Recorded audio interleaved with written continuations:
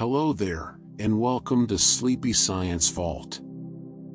There is a question so vast, so old, so quietly unsettling, that even the greatest minds in human history have sat with it in silence, and walked away without an answer. Not a question about politics, or science, or the future of civilization.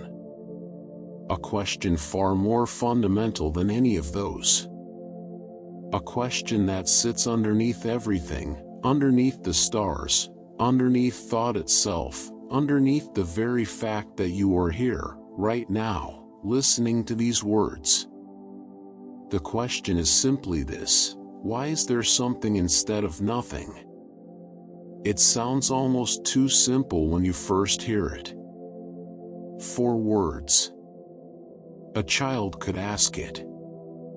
And yet when you really let it settle, when you follow it down into its depths, it becomes one of the most disorienting, beautiful, and completely unanswerable questions a human mind can hold.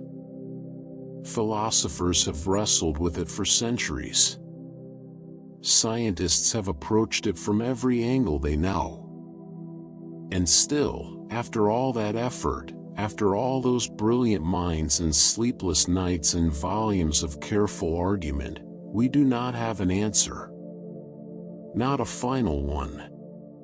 Not one that everyone agrees on. Not one that doesn't eventually run into a wall. What makes this mystery unlike almost any other is that it doesn't just challenge what we know. It challenges the very framework we use to think about knowing things. Every explanation you offer, every attempt to say, well, this is why the universe exists, runs immediately into the same problem. Whatever you've just named still needs to be explained. Where did that come from? Why does that exist? The question swallows everything you throw at it. Jim Holt, the philosopher and author who spent years exploring this question, found that across all the thinking that has ever been done on this subject, the possible answers essentially fall into 3 directions.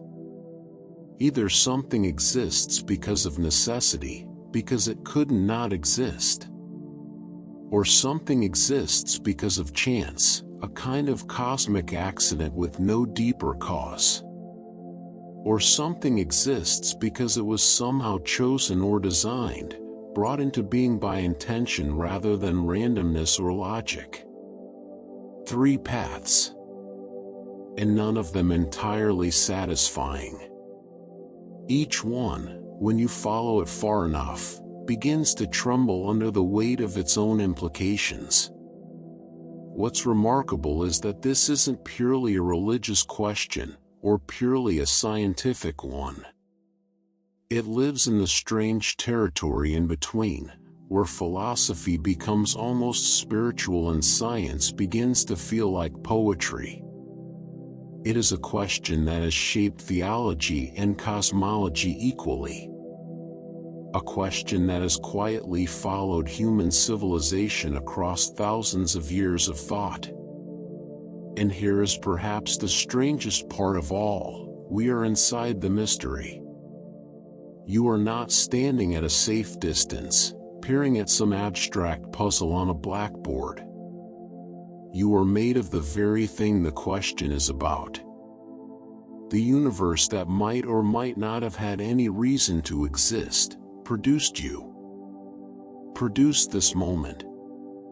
Produced the strange, quiet miracle of consciousness reflecting back on itself and asking why. There is a short answer to this question, and there is a very long one. The short version takes about 10 seconds. The long version has occupied some of the deepest thinkers in human history for their entire lives, and it is still unfolding. We are going to take the long way. Before we can ask why the universe exists, we should probably spend a moment with a simpler question. One that turns out to be surprisingly difficult to answer. What exactly is the universe? We use the word constantly. Scientists use it, philosophers use it, poets use it. We say things like the universe is vast or the universe began as if we all know precisely what we're referring to. But when you actually sit with the word, when you try to define it carefully, it starts to feel like trying to hold water in your hands. The universe is, in the most literal sense, everything. Not most things. Not the big things. Everything. Every atom of rock and gas and light.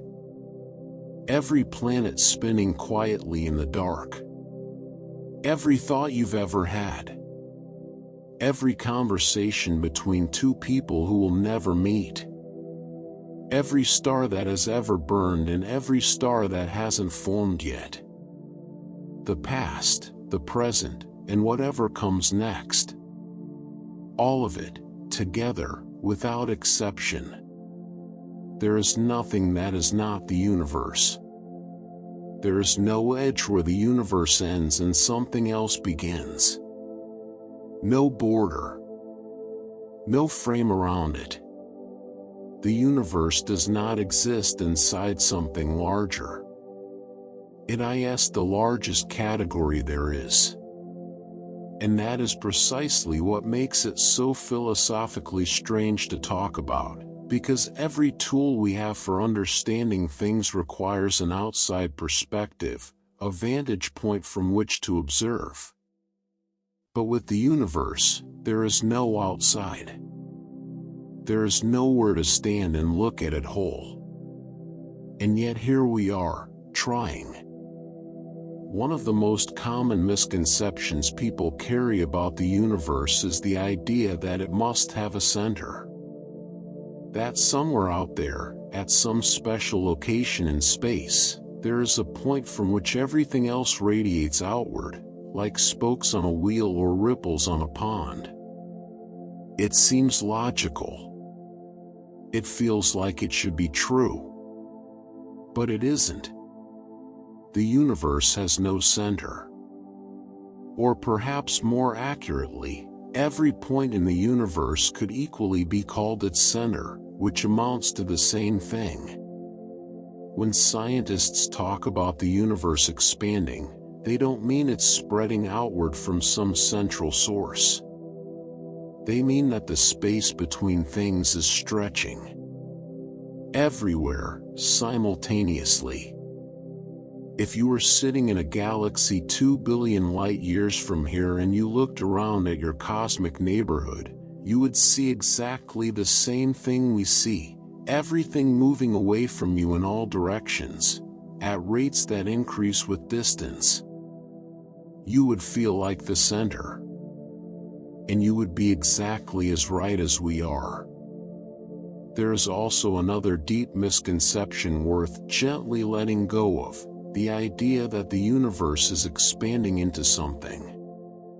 Into empty space. Into some pre-existing void waiting to receive it. But there is no such void. There is no surrounding emptiness that the universe is pushing out against like a balloon inflating in a room. The expansion of the universe is not movement through space.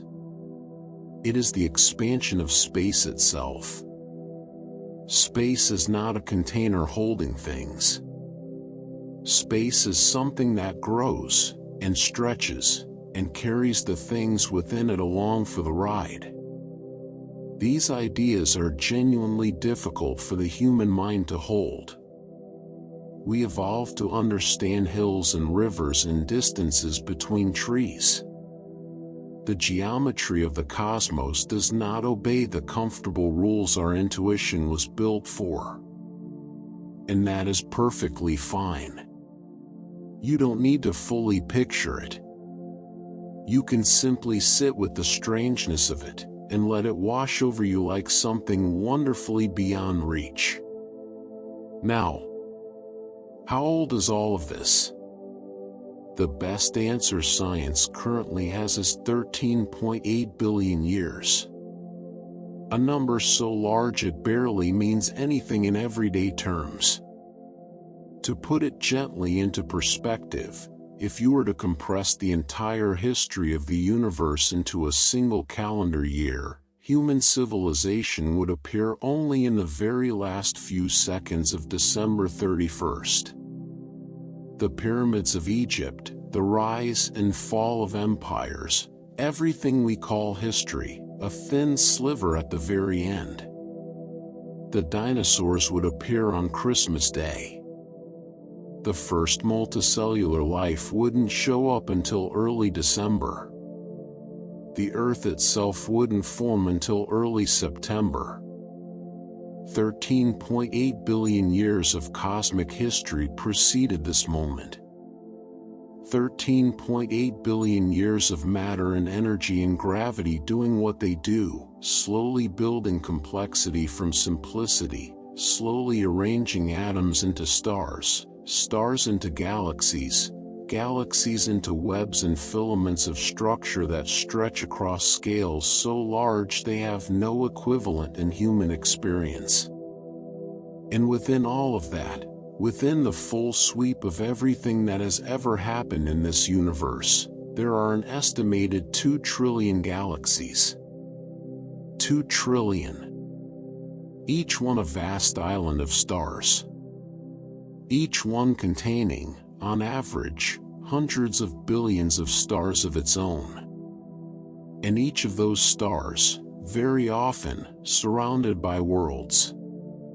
The total number of planets in the observable universe is genuinely incalculable. The number of stars is estimated to exceed the total number of grains of sand on every beach and desert on Earth, by a considerable margin. The Milky Way, our home galaxy, is just one of those 2 trillion. It is, by galactic standards, fairly ordinary. Not the largest, not the smallest. A spiral galaxy, somewhere between 150 and 200,000 light-years across, containing somewhere between 100 and 400 billion stars. And our Sun is just one of them.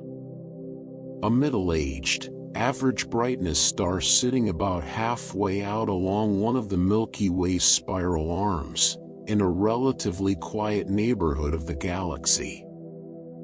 From a cosmic perspective, we are profoundly ordinary. And somehow that ordinariness makes the whole thing more astonishing, not less. Because if the conditions that produced us are not rare, if stars and planets and the basic chemistry of life are common outcomes of how the universe works, then this grand unfolding process has been happening on a scale almost too large to contemplate. We know a great deal about what the early universe looked like, thanks to something called the cosmic microwave background. It is one of the most extraordinary pieces of evidence in all of science. Roughly 380,000 years after the Big Bang, the universe had cooled just enough for atoms to form for the first time. Before that moment, the cosmos was a hot, dense, glowing plasma, so thick with energy that light itself couldn't travel freely through it. Then, in a kind of cosmic release, the universe became transparent. Light streamed outward in all directions. That light is still traveling. It has been traveling for over 13 billion years. And we can detect it. We can map it. The cosmic microwave background is essentially a snapshot of the universe when it was an infant, a detailed, all-sky image of the earliest light that ever escaped. It shows us tiny ripples and variations in temperature across the sky, and those ripples are the seeds of everything that came after. Every galaxy, Every star, every planet, every living thing traces its origins back to subtle patterns in that ancient light.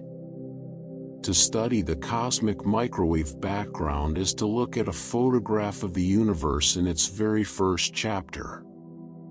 Now, all of this brings us to what scientists call the standard cosmological model, the framework built over decades of observation and mathematics that describes how the universe has evolved from that earliest moment to the present day.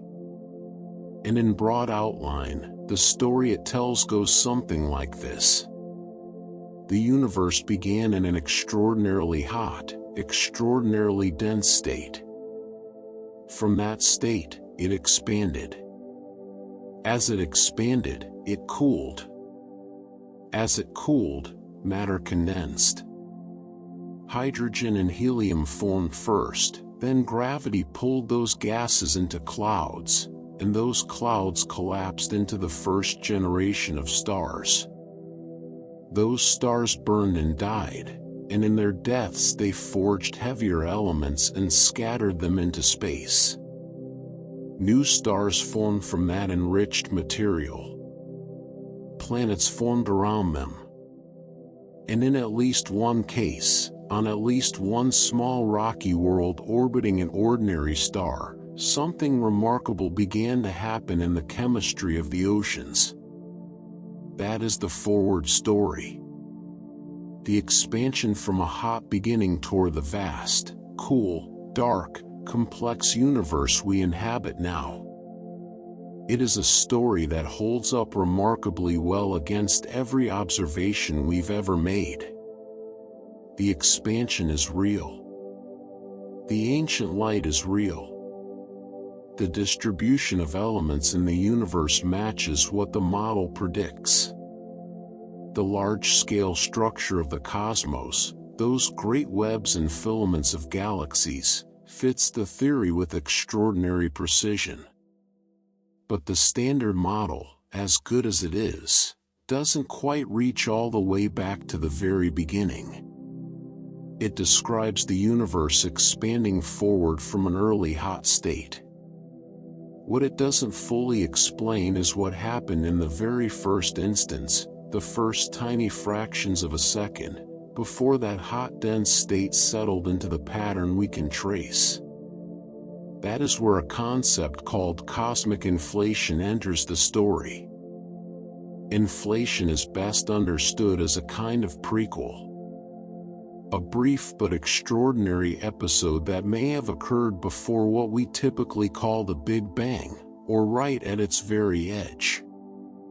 The idea, developed in the 1980s and supported by strong circumstantial evidence, is that the universe went through a period of almost incomprehensibly rapid expansion, far faster than the expansion we observe today. In a tiny sliver of time, the universe may have grown from something unimaginably small to something cosmologically vast, stretching and smoothing space in a way that explains several features of the universe we observe now. Why does the cosmic microwave background look so remarkably uniform in all directions, even between regions of space that should never have been able to influence each other? Inflation offers an answer. They were connected, once, before the expansion stretched them apart. Why is the geometry of the universe so flat, so evenly balanced between the forces of expansion and contraction? Inflation explains that too. Inflation is still a theory being refined and tested. Not everyone agrees on its exact form, and some of its predictions remain difficult to verify. But it points to something important. The Big Bang was not, perhaps, a beginning in the way we normally imagine beginnings. It may have been a transition, an emergence from something else, a phase change in the deep structure of reality, rather than a creation from absolute zero. And that realization is exactly what starts to pull us back toward the original question. If the Big Bang was a transition, then what came before? If inflation preceded it, then what preceded inflation? Every answer we find seems to open a door onto another corridor, stretching back into darkness. The universe has been here for 13.8 billion years, filled with 2 trillion galaxies, built from the echoes of ancient light, shaped by forces we are only beginning to understand. It is enormous and ancient and staggeringly complex. And we still don't know why it's here at all. In the very first moments after the Big Bang, something happened that still keeps physicists awake at night. The universe expanded. But not slowly. Not gently. It expanded at a rate that defies every ordinary intuition about how things move through space. In that first extraordinary fraction of a second, space itself stretched outward faster than the speed of light. Not matter racing through space, but space itself growing, carrying everything within it along like raisins in rising dough. The distances between points in the universe increased so rapidly that light, the fastest thing we know of, couldn't keep up. This is not science fiction. This is what the mathematics and the observations consistently point toward. And while it sounds like it should violate the rules of physics, it doesn't, because Einstein's speed limit applies to objects moving through space, not to the expansion of space itself. Space, it turns out, has no such restriction. It can stretch as fast as it likes. What this means, in practical terms, is remarkable. There are regions of the universe so far away from us that the space between us and them has expanded faster than light could ever cross it. Those regions are, in a very real sense, beyond our reach forever. We will never see them. We will never receive a signal from them. They are part of the universe, and yet permanently invisible to us. The observable universe, everything we can in principle detect, is only a portion of what may exist. The full extent of the universe could be vastly, almost incomprehensibly larger. And yet, despite all of that expansion, despite the almost violent stretching of space in every direction across billions of years, the universe has a shape that seems almost impossibly tidy. It appears to be flat. Not flat in the way a table is flat, of course. We're talking about the geometry of space itself, the curvature of the cosmic fabric on the largest scales. Space could, in principle, be positively curved, like the surface of a sphere, so that if you traveled far enough in one direction you'd eventually come back around to where you started. Or it could be negatively curved, like a saddle, bending away from itself in all directions. Both of those geometries are mathematically valid. Both would have profound consequences for how the universe behaves. But the measurements we have suggest neither. The universe, as best we can tell, sits almost precisely at the boundary between those two options. Flat. Balanced. The angles of enormous cosmic triangles, drawn across hundreds of millions of light years, add up to exactly 180 degrees, just as they would on a perfectly flat surface. The odds of the universe landing on exactly that value by chance are extraordinarily small. It's the kind of precision that suggests either a deep physical reason we haven't fully uncovered, or something in the early universe that drove it toward flatness, which is, again, one of the things that inflation is called upon to explain. A rapid enough expansion in the early universe would have smoothed out any initial curvature the way inflating a balloon smooths out wrinkles on its surface. Now, even as the universe expands, there is a constant competition playing out across the cosmos between two opposing tendencies. One is the expansion itself, the outward momentum built up since the Big Bang, which has been carrying matter apart across billions of years. The other is gravity, the great inward pull, working patiently across every scale, trying to draw matter back together. For much of cosmic history, these two forces were in a slow, close contest. Gravity was gradually slowing the expansion down, like a long, heavy rope pulling at the heels of a runner. For a time, many cosmologists expected that eventually gravity would win, that the expansion would slow, stop, and reverse, and the universe would ultimately collapse back in on itself in what they called the Big Crunch. That is not what happened. About 5 billion years ago, something changed. The expansion stopped slowing down. It started speeding up. The universe is not decelerating. It is accelerating. And the source of that acceleration is something we can observe, something that has measurable effects on the large-scale structure of the cosmos, and something we almost completely fail to understand.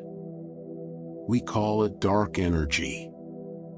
Dark energy is, by current estimates, the dominant component of the universe. Not matter. Not light. Not all the gas and dust and planets and stars and black holes combined. Dark energy. It makes up roughly 68% of everything the universe contains, in terms of its contribution to the total energy budget of the cosmos. It permeates all of space uniformly. It doesn't clump, doesn't cluster, doesn't interact with matter in any way we can directly detect. And it pushes space apart. The name we've given it is honest in its humility. Dark, because we cannot see it. Energy, because it has physical effects we can measure. Beyond that, our understanding becomes thin very quickly. The leading theoretical candidate for what dark energy might be is something called the cosmological constant, a kind of intrinsic energy density of empty space itself, a baseline hum of energy that exists even in the complete absence of matter. Einstein actually introduced this concept into his equations long before we had any observational reason to, then later called it his greatest mistake. It turns out he may have been right the first time. But even if we accept that empty space has energy, we don't truly know why it has the specific value it does, a value that happens to be just large enough to accelerate the expansion of the universe on the grandest scales, but small enough to allow galaxies and stars and planets to form in the first place. A value tuned, almost absurdly precisely, in a way that permits complexity to exist. And alongside dark energy, there is its equally mysterious counterpart. Dark matter. While dark energy pushes the universe apart, dark matter holds things together. It doesn't emit light, doesn't absorb light, doesn't interact with ordinary matter through any of the fundamental forces we know of, except gravity. We cannot see it, photograph it, or detect it directly with any instrument we currently possess. And yet we know it's there, because without it, nothing we observe about the universe makes sense. Galaxies spin too fast. The outer edges of spiral galaxies rotate at speeds that should, by all rights, fling them apart. The gravity of the visible matter in a galaxy isn't nearly strong enough to hold those outer stars in orbit. Something extra is providing that gravitational pull. Something invisible, distributed in a great halo around every galaxy, providing the scaffolding within which ordinary matter collects. The large-scale structure of the universe, those vast cosmic webs of filaments and voids, matches almost perfectly the simulations we run when we include dark matter in the equations. Without it, the simulations produce the wrong structure entirely. Dark matter is not a fringe idea or a placeholder. It is woven into the very best models we have of how the universe works. What it actually is remains one of the deepest open questions in physics. Candidates have been proposed, experiments designed, detectors built and buried deep underground to catch any signal. So far, nothing confirmed. So here's where we stand. The universe is made of atoms and stars and gas and dust, which together make up less than 5% of its total energy content. Dark matter makes up about 27%. And dark energy makes up the remaining 68%. We understand, with some confidence, less than 5% of the universe by composition. The rest, the vast majority of what exists, carries the word dark in its name because we are, essentially, in the dark about it. It is a strange and humbling picture. And it becomes stranger still when you follow one particular thread in the physics all the way to its conclusion. The universe, by the best understanding of modern science, should not exist. Not in the sense that its existence is improbable, or that the conditions for it were unlikely. In the sense that the physics we understand, applied to the earliest moments of the cosmos, predicts that the universe should have annihilated itself before a single atom had time to form. Here is the problem. Everything we know about fundamental physics tells us that energy, when it manifests as matter, does so in pairs. A particle and its antiparticle. Matter and antimatter. This isn't a theoretical curiosity, it's something we observe in laboratories every day. When high-energy photons collide and produce matter, they always produce an equal amount of antimatter alongside it. A proton and an antiproton. An electron and a positron. Always in matched pairs, always in equal quantities.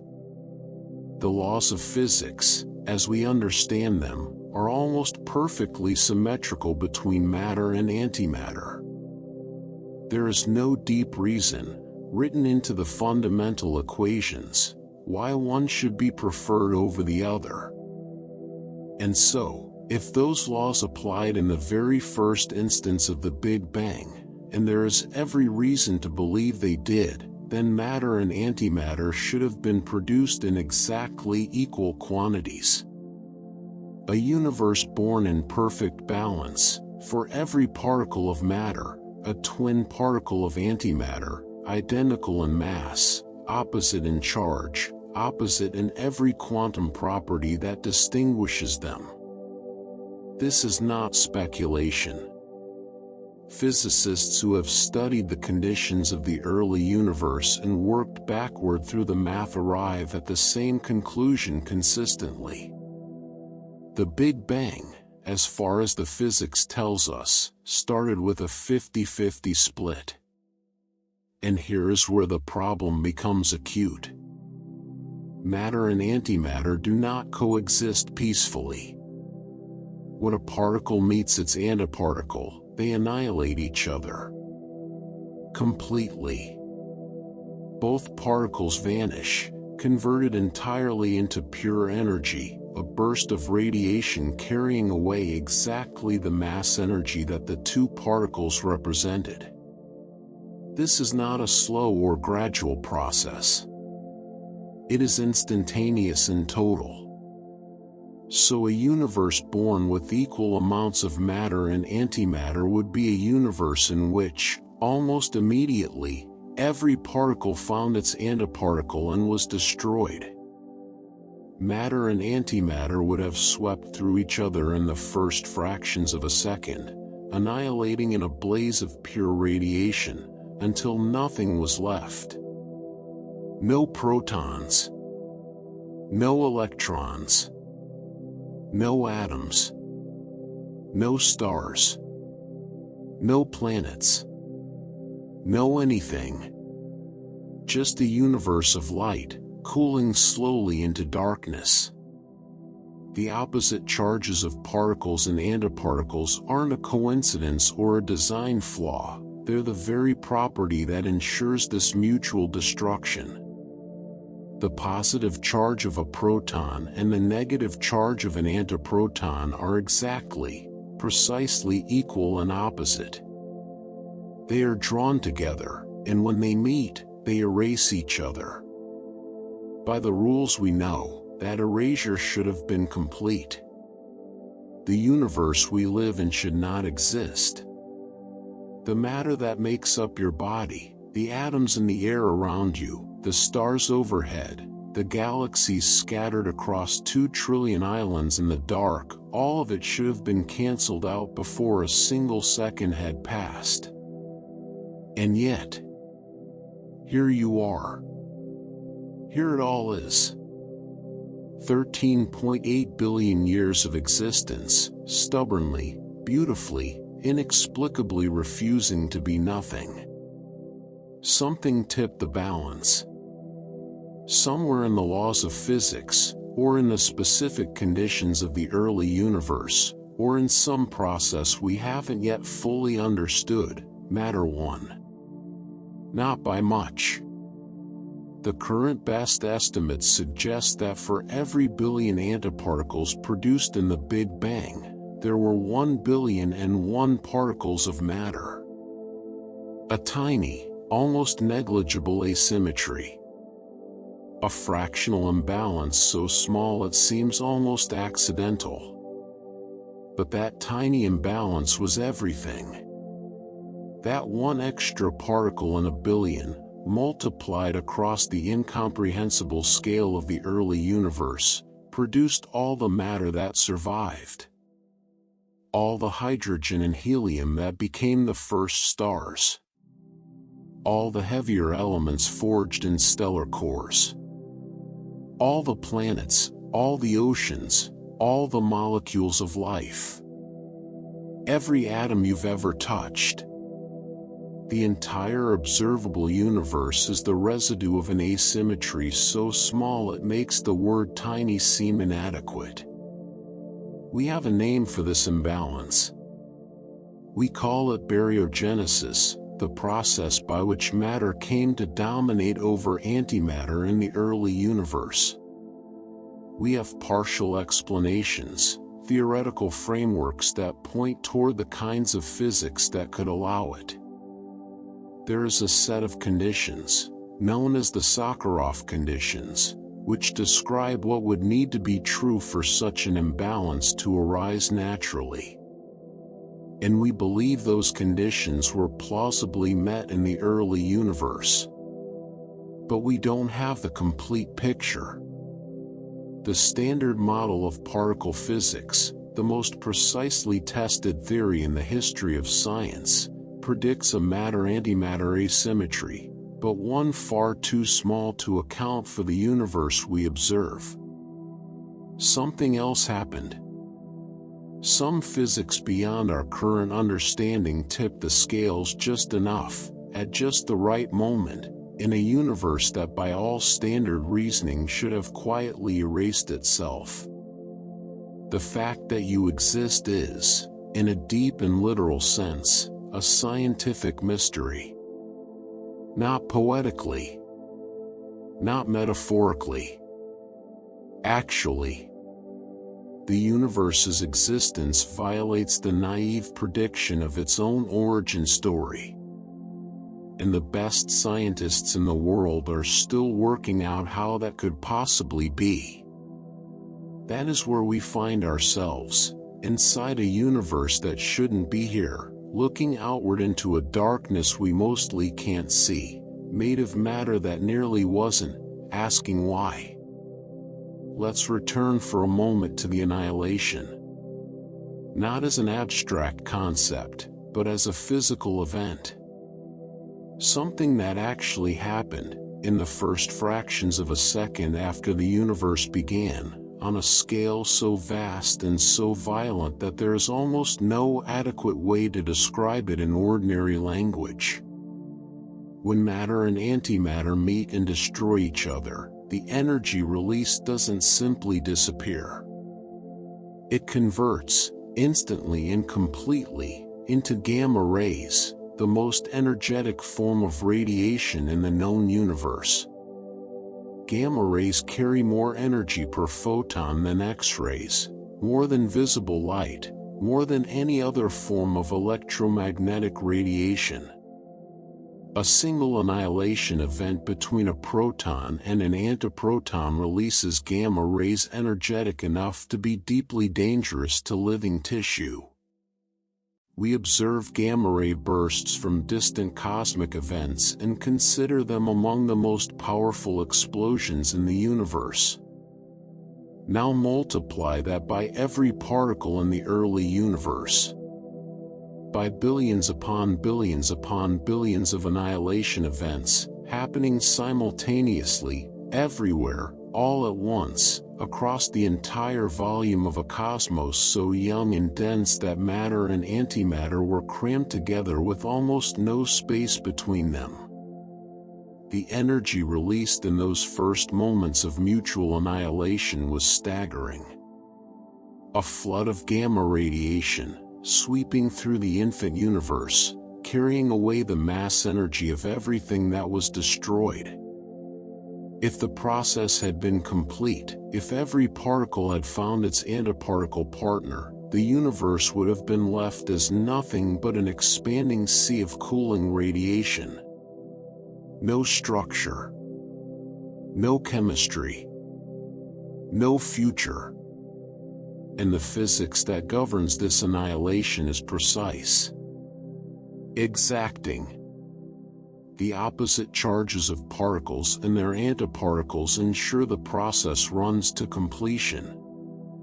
There is no natural mechanism within standard physics that allows a particle to dodge its antiparticle, or to somehow resist annihilation when the two meet. The destruction is total and immediate. This is not a gentle fading. It is erasure. Which makes what actually happened all the more astonishing. Because the annihilation was not complete. Something survived. A remnant. A residue of matter that, for reasons physics has not yet fully explained, did not have an antiparticle waiting to destroy it.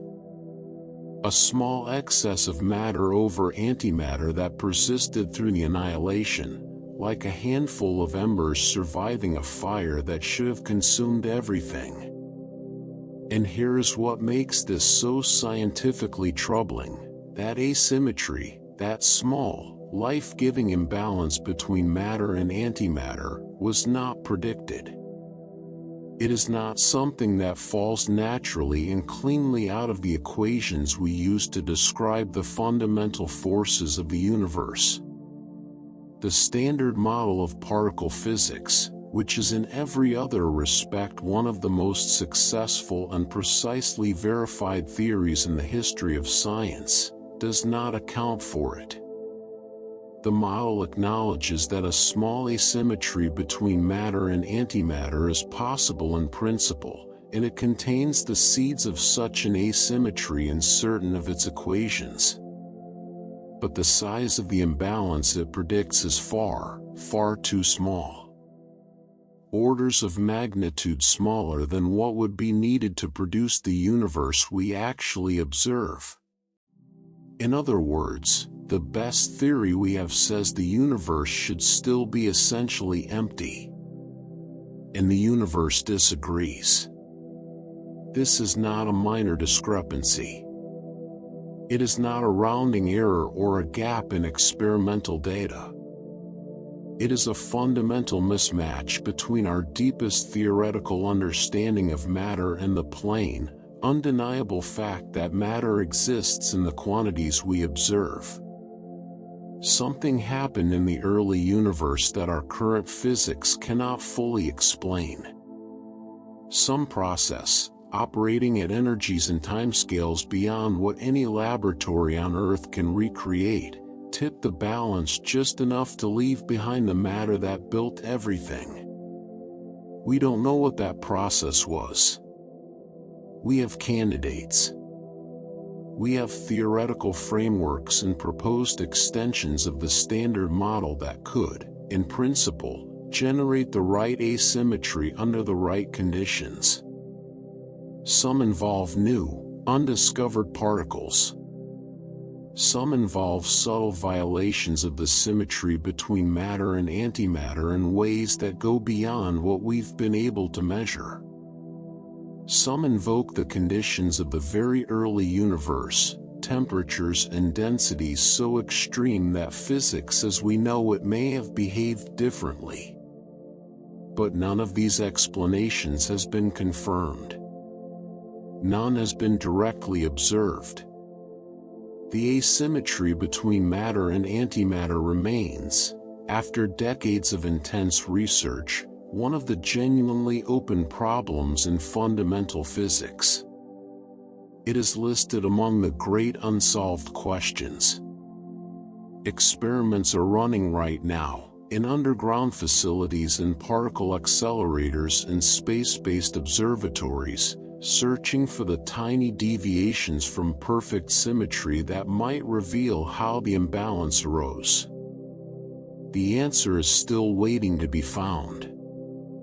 Now, let's look at the imbalance itself more carefully, because the numbers are extraordinary. In the very early universe, in those first hot dense moments before the annihilation swept through, matter and antimatter were produced in quantities that were almost perfectly equal. Almost. The difference, the excess of matter over antimatter, was approximately 1 part in a billion. For every billion antiparticles, there were 1,000,000,001 particles of ordinary matter. That ratio is not a guess. It is something we can actually derive from observations of the present universe, because the aftermath of the annihilation is written into the cosmos in a way that persists to this day. After all the matter-antimatter pairs destroyed each other, 2 things were left behind. The surviving matter, that 1 in a billion excess, and an enormous sea of photons. The gamma rays produced by the annihilation, cooling as the universe expanded, eventually becoming the thermal radiation that fills all of space. What we now call the cosmic microwave background is, in part, the cooled remnant of that primordial light, the glow left over from the most colossal annihilation event in the history of the universe. And by measuring the ratio of photons to ordinary matter particles in the universe today, physicists can work backward and determine precisely how large the original imbalance must have been. That ratio, photons to baryons, as it's expressed in the technical language, comes out to roughly 1 billion to 1. 1 photon for every baryon of surviving matter. Or looked at from the other direction, 1 baryon of matter for every billion photons. Which tells us, with quiet precision, that for every billion antimatter particles that were annihilated and converted into radiation, 1 solitary particle of matter survived. 1 in a billion. That is the margin by which the universe exists. That is the gap between everything and nothing. Not a dramatic imbalance. Not some overwhelming dominance of matter over antimatter that the physics struggled to resist. Just a whisper. A fractional tilt in the scales, so small that if you were watching from outside, you might not even notice it at first. But across the full scale of the early universe, that whisper was enough. Multiplied across the incomprehensible number of particles present in those first moments, that 1 in a billion excess produced a quantity of surviving matter large enough to build everything. Every proton and every atom of every star in every galaxy in the observable universe traces its existence back to that tiny asymmetry. To that one extra particle per billion that, for reasons we still don't fully understand, didn't have a partner waiting to destroy it. The survival was not by strength or by design, as far as we can tell. It was, in some sense, by odds. By a fractional imbalance in the deep rules of physics, operating at the smallest scales of reality, in the hottest and densest moments of the universe's beginning. A statistical ghost. A rounding error in the arithmetic of creation. And we are made of it. This is worth sitting with for a moment, because it is genuinely remarkable.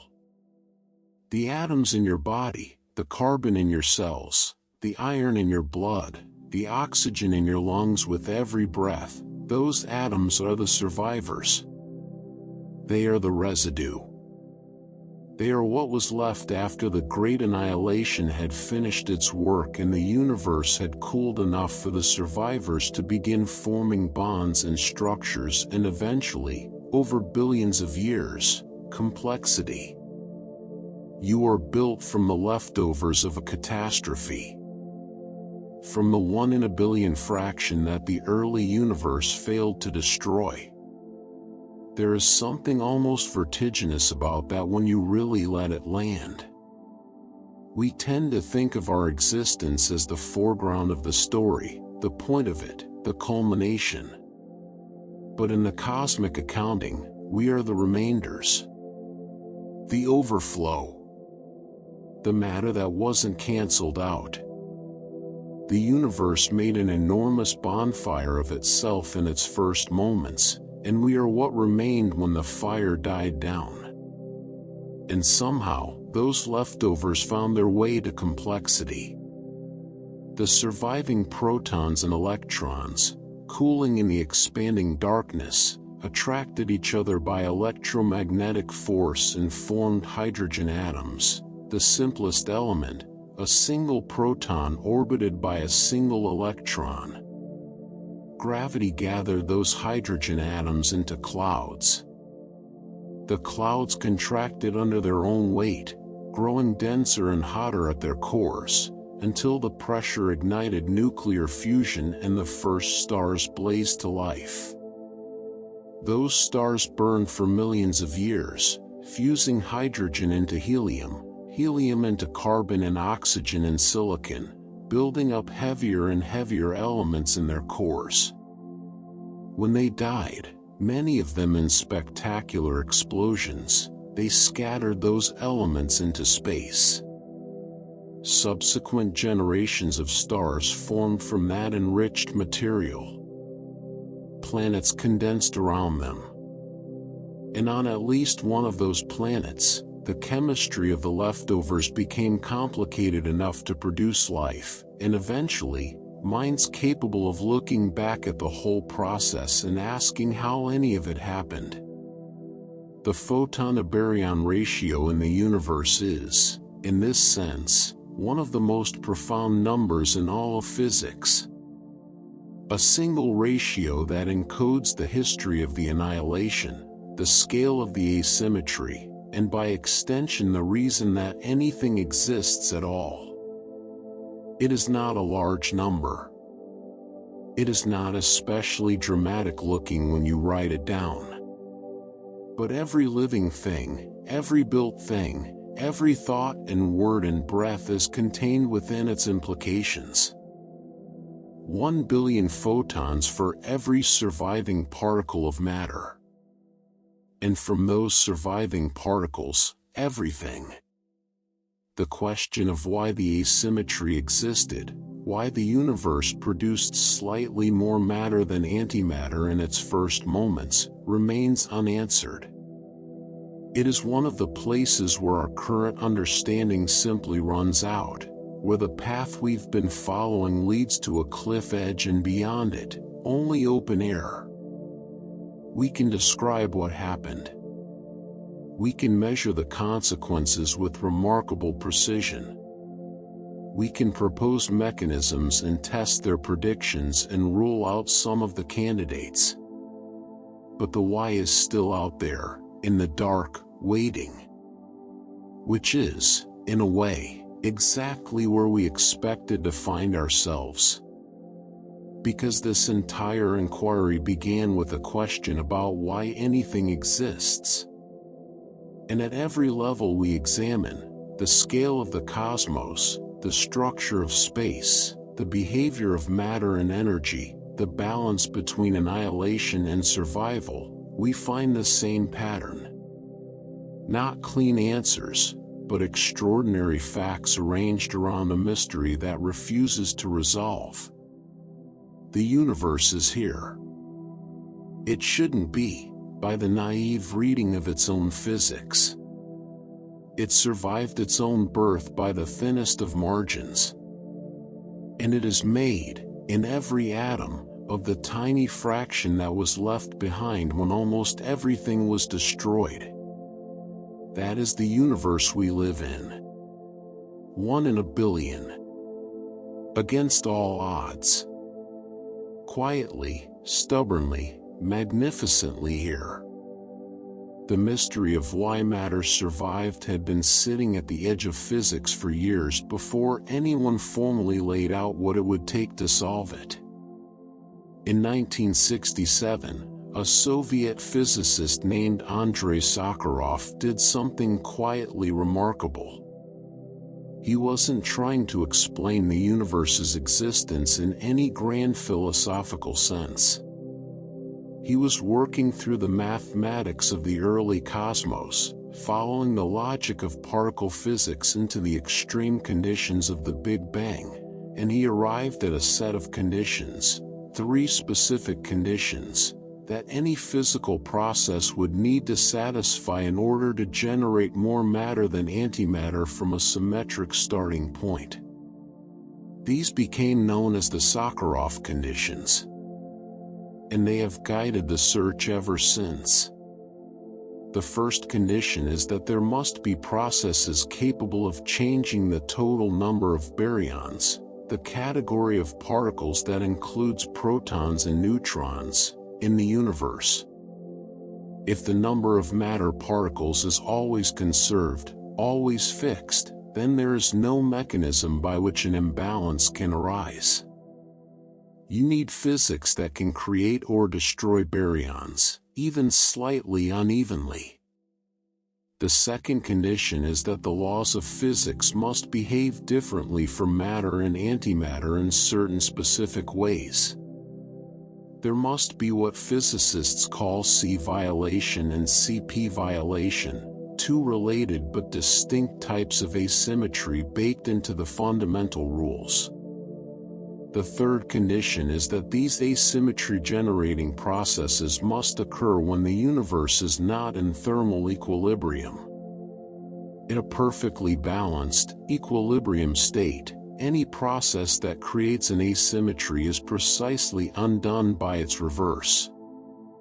You need the universe to be out of balance, changing rapidly enough that asymmetry-generating processes can run faster than the processes that would erase them.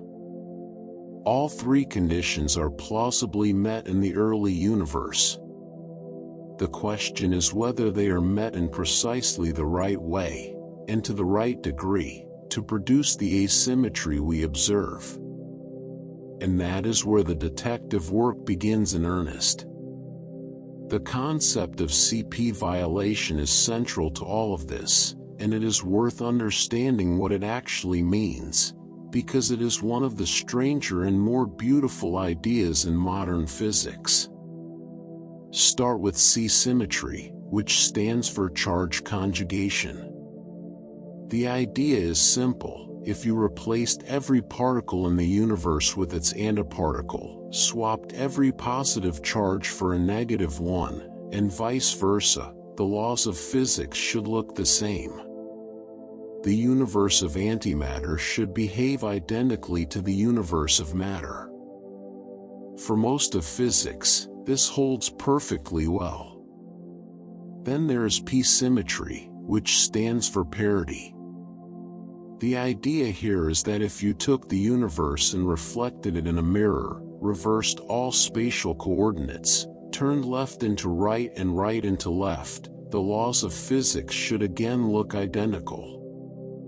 A mirror universe should be physically indistinguishable from our own. For a long time, both of these symmetries were assumed to be exact. Fundamental, inviolable properties of nature. Then, in 1957, an experiment shattered one of them.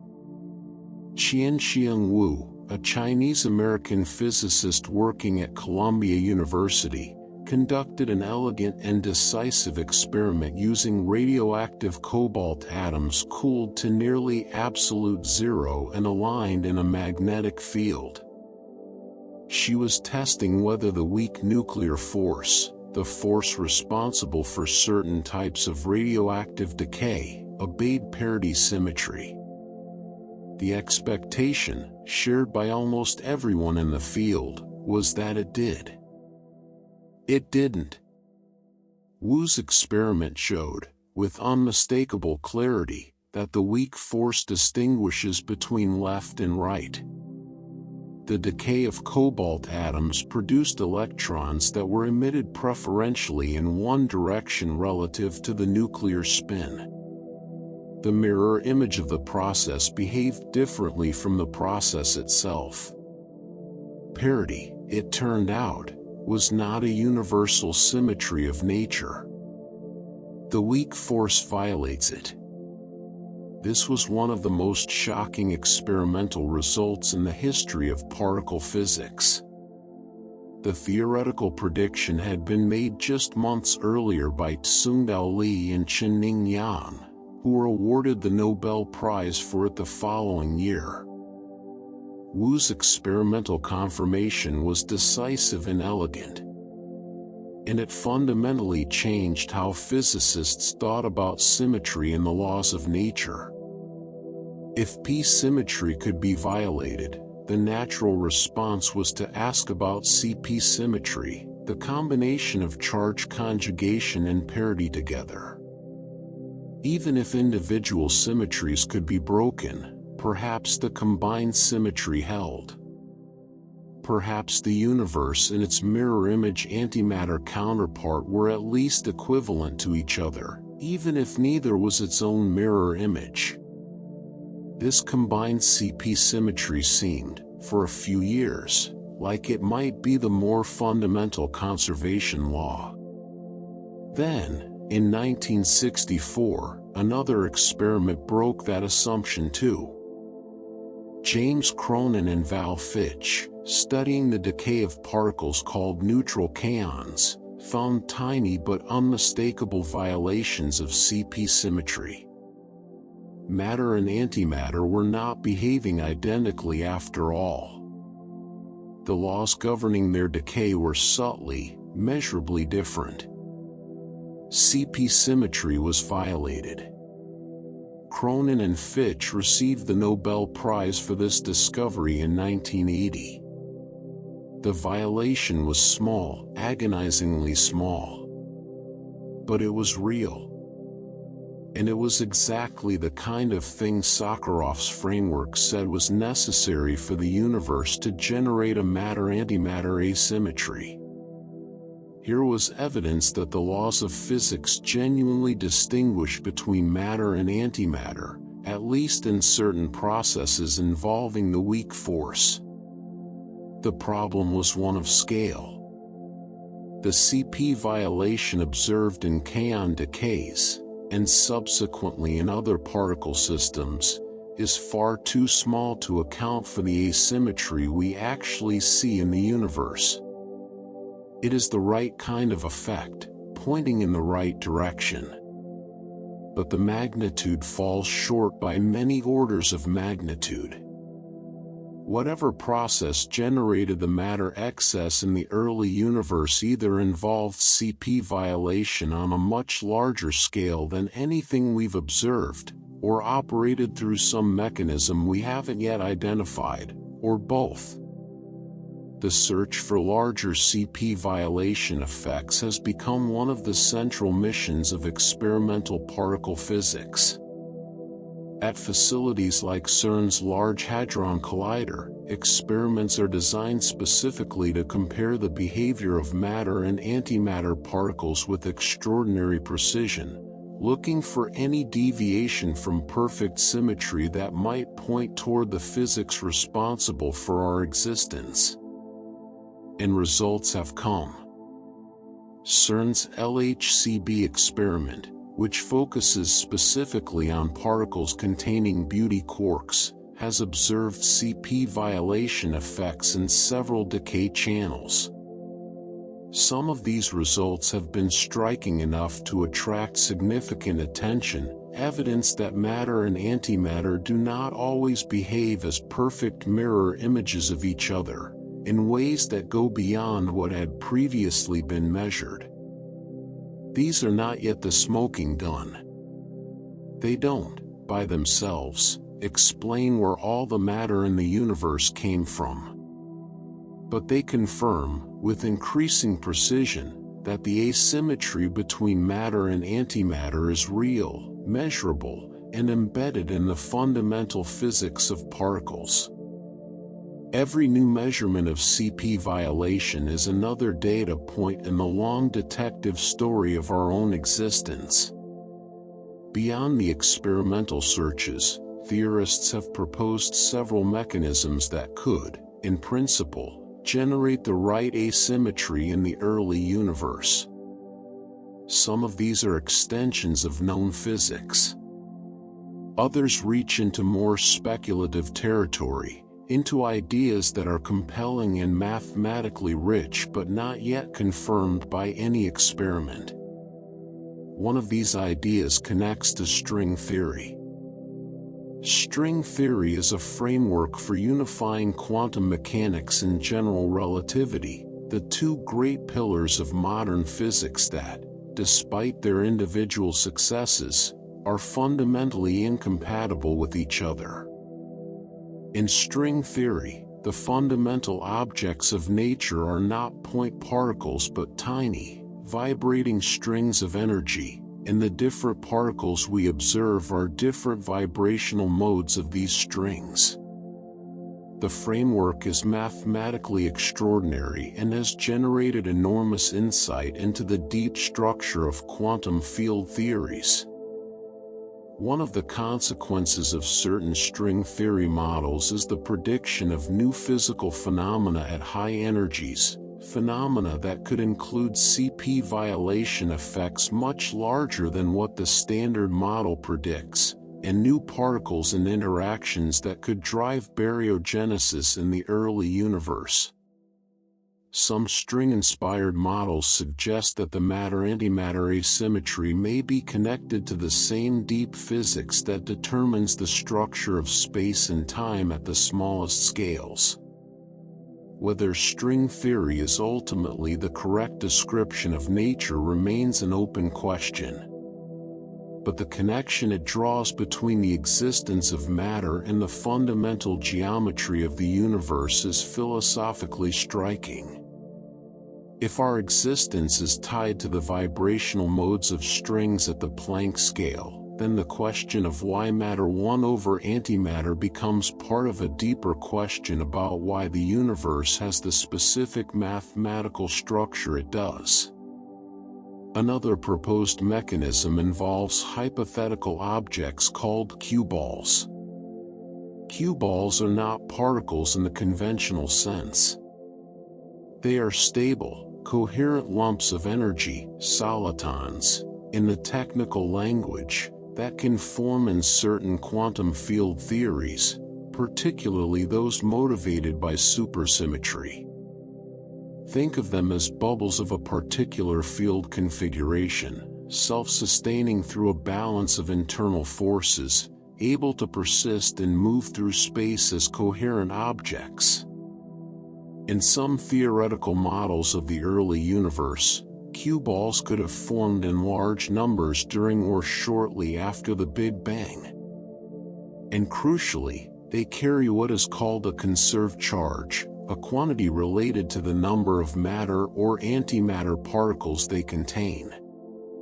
If cue balls were formed in a way that preferentially captured one type of charge over another, or if they decayed in ways that released more matter than antimatter into the surrounding plasma, they could have seeded the asymmetry we observe today. The cue ball mechanism is speculative. It requires the existence of supersymmetric particles that have not yet been observed. But it is a legitimate and carefully studied candidate, and it illustrates the range of approaches theorists have brought to this problem. From subtle violations of symmetry and particle decays, to extended objects made of quantum fields, the search for the origin of matter encompasses an enormous breadth of ideas. Then there's perhaps the most exotic proposal of all: primordial black holes.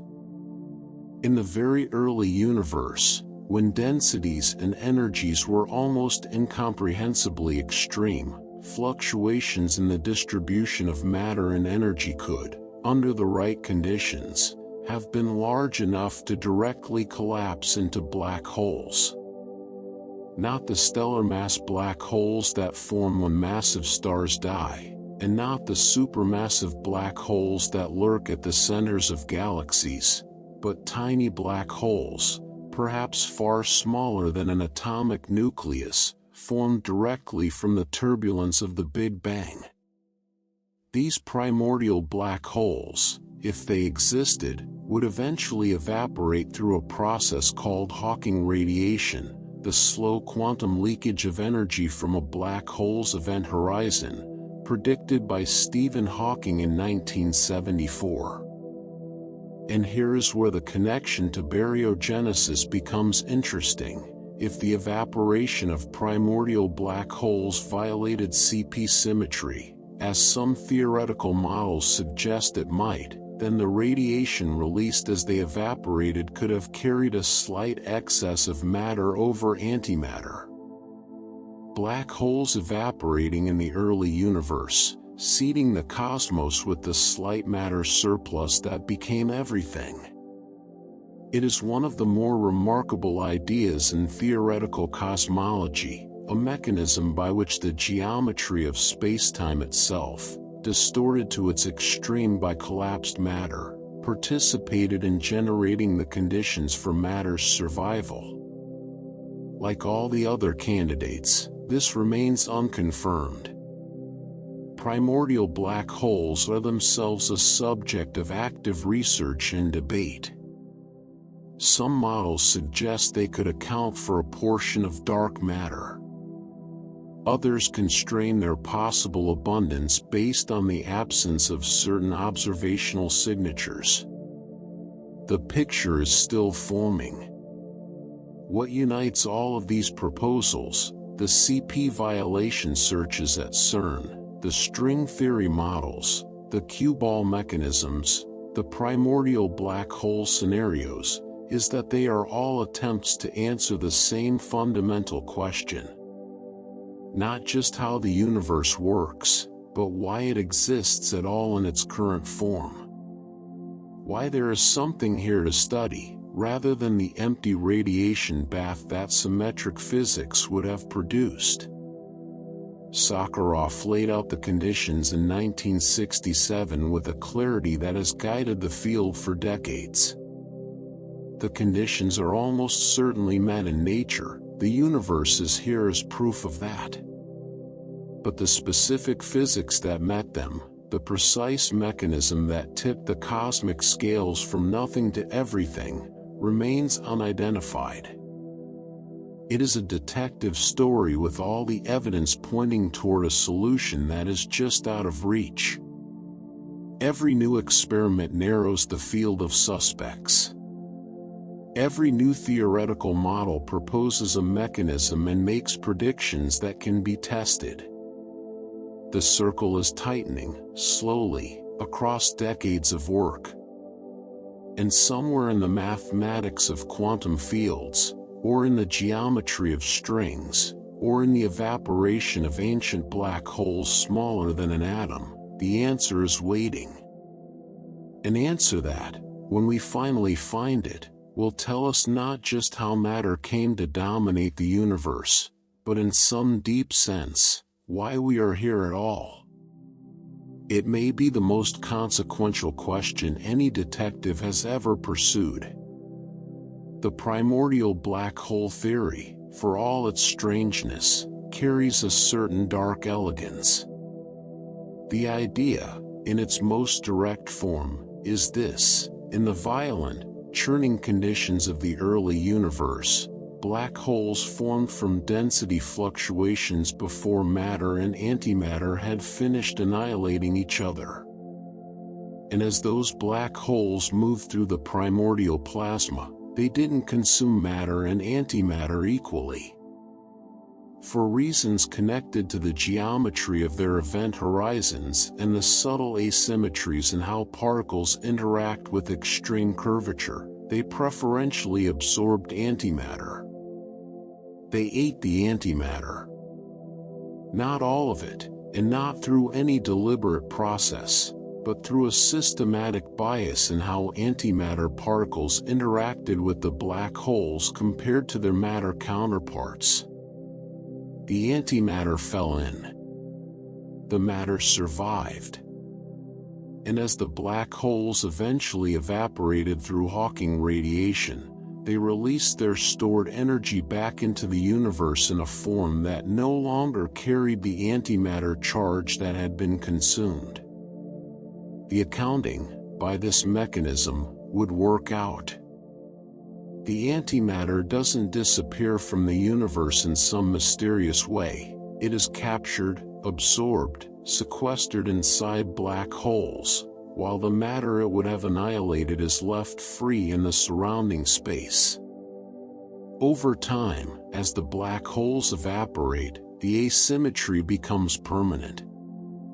The antimatter is gone. The matter remains. It is, to be honest, a speculative picture. The theory requires primordial black holes of specific masses, forming at specific times, interacting with the plasma in specific ways. The parameters are not tightly constrained, and different versions of the model make different predictions. Some versions struggle to produce an asymmetry large enough to match what we observe. Others require conditions in the early universe that are themselves difficult to justify. But speculative does not mean wrong. It means unconfirmed. And the history of cosmology is full of ideas that spent decades in speculative territory before the right observation or the right experiment brought them into focus. The primordial black hole mechanism remains a legitimate candidate in a field where no candidate has yet been ruled definitively in or out. What all of these theories share, the CP violation approaches, the cue ball scenarios, the string theory models, the primordial black hole mechanism, is a reliance on known or plausible physics. Extensions of what we understand, pushed into regimes we haven't fully explored. They all assume that the matter-antimatter asymmetry arose through some specific physical process, operating according to laws that are in principle discoverable, even if we haven't discovered them yet. But there is another direction the inquiry can take. A direction that doesn't ask which process tipped the scales, but asks a more fundamental question first. What exactly is nothing? Because before you can ask why there is something rather than nothing, you need to be quite careful about what you mean by nothing. And when physicists and philosophers have sat down to define nothing rigorously, to describe the state that would exist in the complete absence of everything, they have run into a problem. Nothing, it turns out, is harder to define than it sounds. And in the framework of quantum mechanics, true nothing may not be possible at all. The quantum vacuum is the closest thing physics has to a description of empty space. It is what you would have if you removed all particles, all radiation, all matter and energy from a region of space, cooled it to absolute zero, and eliminated every possible source of disturbance. By any ordinary definition, that should be nothing. An empty void. A region of space containing precisely zero things. But it isn't empty. Not in quantum mechanics. The quantum vacuum is alive with activity. It seethes with what physicists call vacuum fluctuations, spontaneous, temporary appearances of energy that arise from the fundamental uncertainty built into the laws of quantum mechanics. At every point in space, at every moment in time, the quantum vacuum is fluctuating. Energy appears and disappears. Particles flicker into existence and vanish again before they can be directly detected, borrowing energy from the vacuum for the briefest possible moments. These are called virtual particles. They are not a metaphor or a mathematical convenience. They have measurable physical effects. The Casimir effect, the tiny but real attractive force observed between two uncharged metal plates placed very close together in a vacuum, is a direct consequence of vacuum fluctuations. The Lamb shift in the energy levels of hydrogen atoms is another. Both have been measured experimentally with great precision, and both match the quantum mechanical predictions that arise from taking vacuum fluctuations seriously as physical phenomena. The quantum vacuum is not nothing. It is a structured, dynamic, energy-filled medium that underlies all of space. It has properties. It has a ground state. It fluctuates constantly according to precise mathematical rules.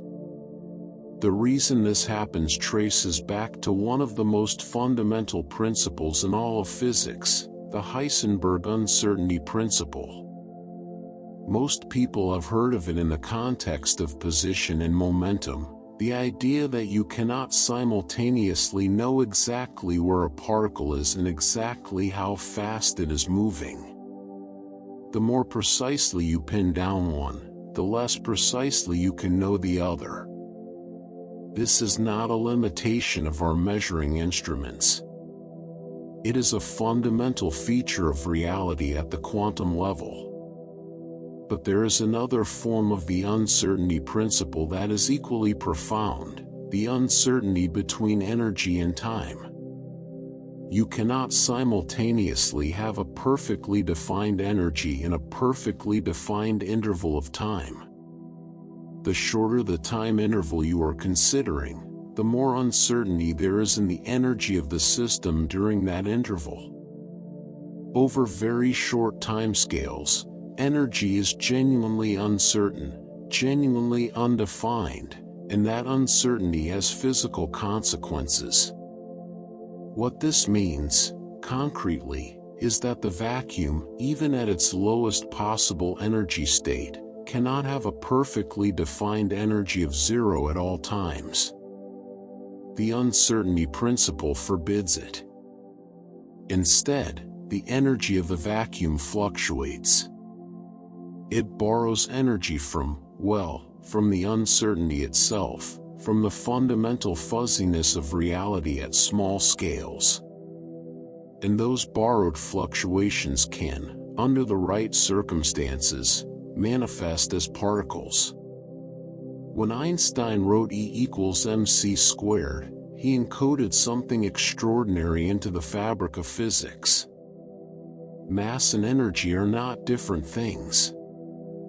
They are two expressions of the same thing, interchangeable according to a precise formula. A quantity of energy, concentrated in the right way, can become mass. It can become matter. And so if the vacuum fluctuations carry energy, which they do, then in principle, those fluctuations can produce particles. Pairs of particles and antiparticles, appearing spontaneously from the vacuum, existing for the brief moment allowed by the uncertainty principle, and then annihilating each other and returning their borrowed energy to the vacuum. This is not speculation. This happens continuously, everywhere in the universe, at every point in space.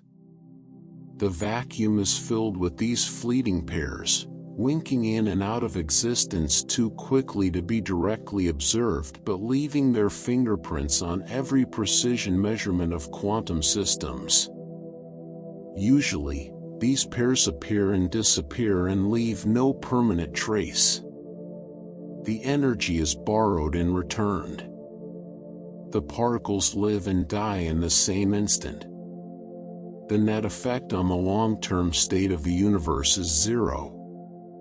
But near a black hole, something different happens. The event horizon, the boundary of no return, can separate a pair before the two particles have time to annihilate. One particle falls in, the other escapes. The escaped particle becomes real. It carries energy away from the black hole. And over time, through this mechanism of horizon-separated pair production, the black hole loses mass.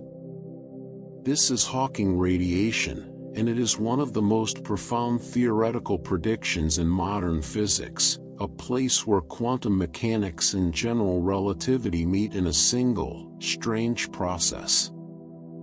The point is this: in quantum mechanics, matter can arise from energy. Energy can arise from quantum uncertainty. And quantum uncertainty is not a property of specific systems or situations. It is a property of the vacuum itself, of space itself, of the very substrate of reality. Which leads to a remarkable and deeply strange conclusion. Nothing may be unstable. This phrase, which sounds almost paradoxical, is one of the most thought-provoking ideas to emerge from quantum cosmology. If the vacuum, the state we would ordinarily call nothing, is subject to quantum fluctuations, and if those fluctuations can under the right circumstances produce real, lasting matter, then nothing does not simply sit there, quietly being nothing. It fluctuates. It is restless. It has a tendency to produce something.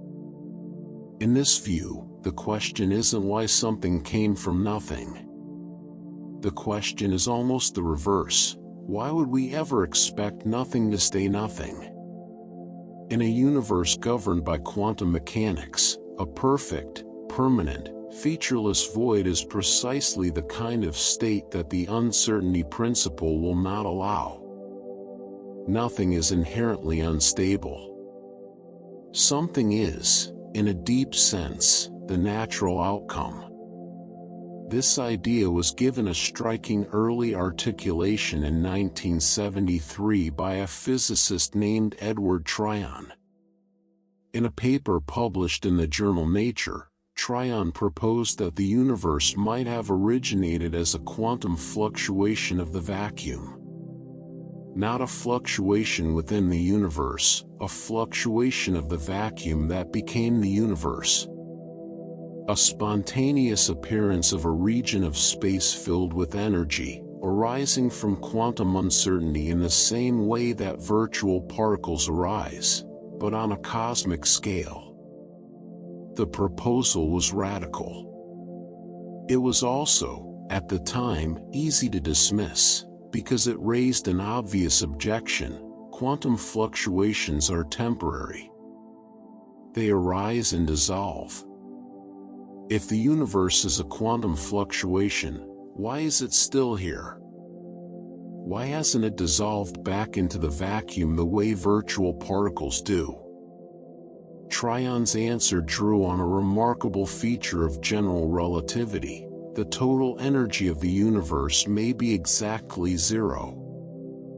This sounds impossible. The universe contains an enormous amount of mass energy, all those stars and galaxies and all the radiation filling all that space. How could the total energy be zero? The answer lies in gravity. Gravitational potential energy is negative.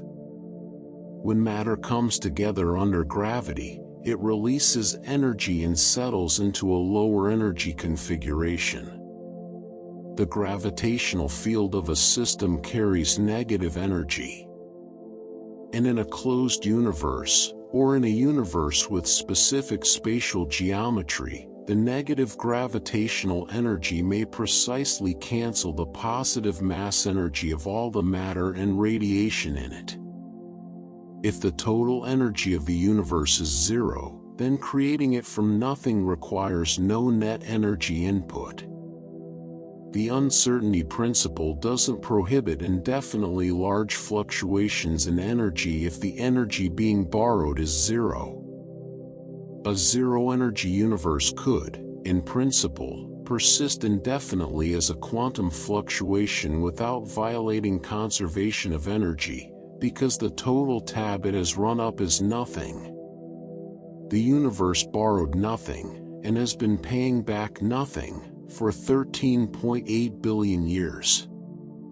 This is a deeply strange idea, and it sits at the boundary between physics and philosophy in a way that makes some scientists uncomfortable and others intensely excited.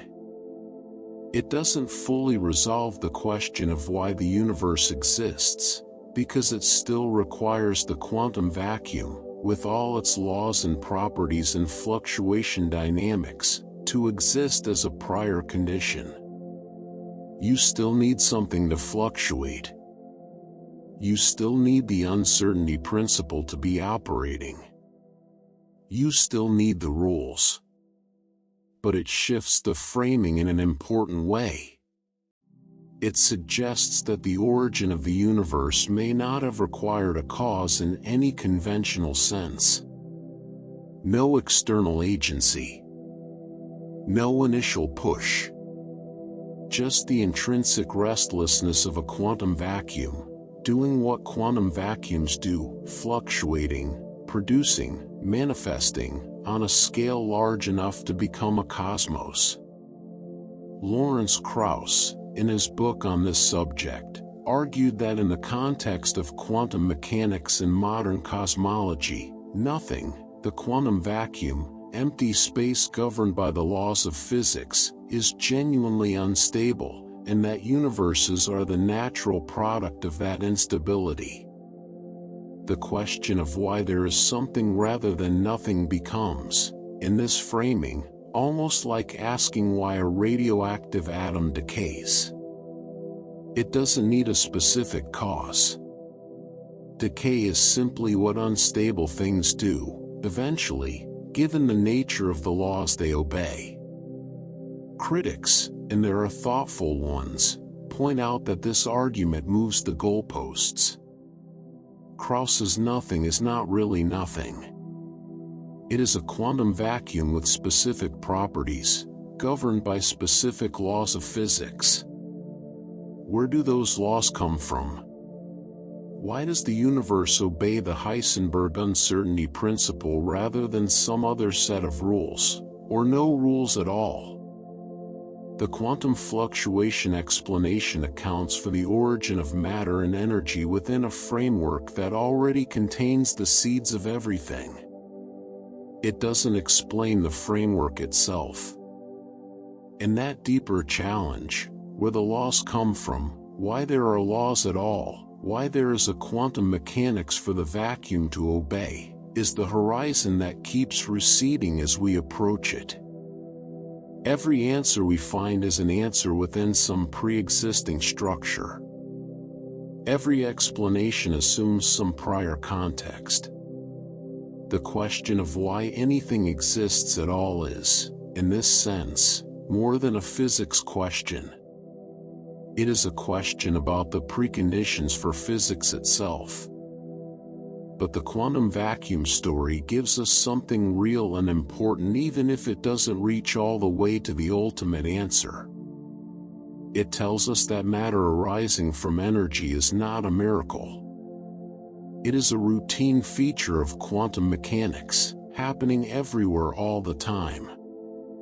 It tells us that empty space is not a blank and passive backdrop for the drama of existence, but a dynamic and structured medium, seething with potential.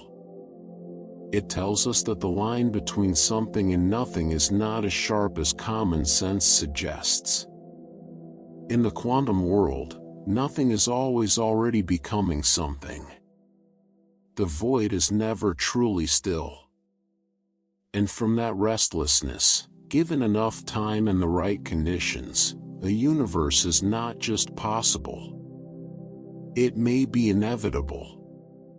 Quantum mechanics has a habit of making the impossible merely improbable. One of its most striking demonstrations of this is a phenomenon called quantum tunneling. In classical physics, if a particle doesn't have enough energy to get over a barrier, it simply cannot cross it. The barrier is an obstacle, and without sufficient energy to climb over, the particle stays on one side. This is intuitive, sensible, and completely in line with everyday experience. In quantum mechanics, it is not the whole story. Because particles in quantum mechanics are not simply located at a point. They are described by a wave function, a mathematical object that spreads out through space and describes the probability of finding the particle at any given location. And wave functions do something remarkable when they encounter a barrier. They don't stop abruptly at the wall. They decay exponentially through it. They reach the other side, diminished but not zero. And wherever the wave function is not zero, there is a probability of finding the particle there. Which means that a particle with insufficient energy to climb over a barrier can, with some probability, simply appear on the other side.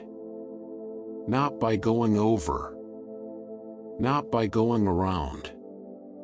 By tunneling through, as if the barrier were not quite solid, as if reality at the quantum level had a certain permeability that the classical world conceals.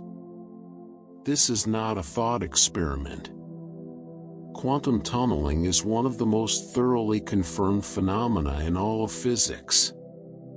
It is the mechanism behind nuclear fusion in stars. Protons in the solar core don't actually have enough thermal energy to overcome their mutual electromagnetic repulsion, but they tunnel through the barrier and fuse anyway, releasing the energy that has warmed this planet for 4.5 billion years. Tunneling is also the operating principle behind the tunnel diode, the scanning tunneling microscope, and a range of other technologies that depend on quantum effects for their function. Now carry this principle into cosmology, into the question of origins.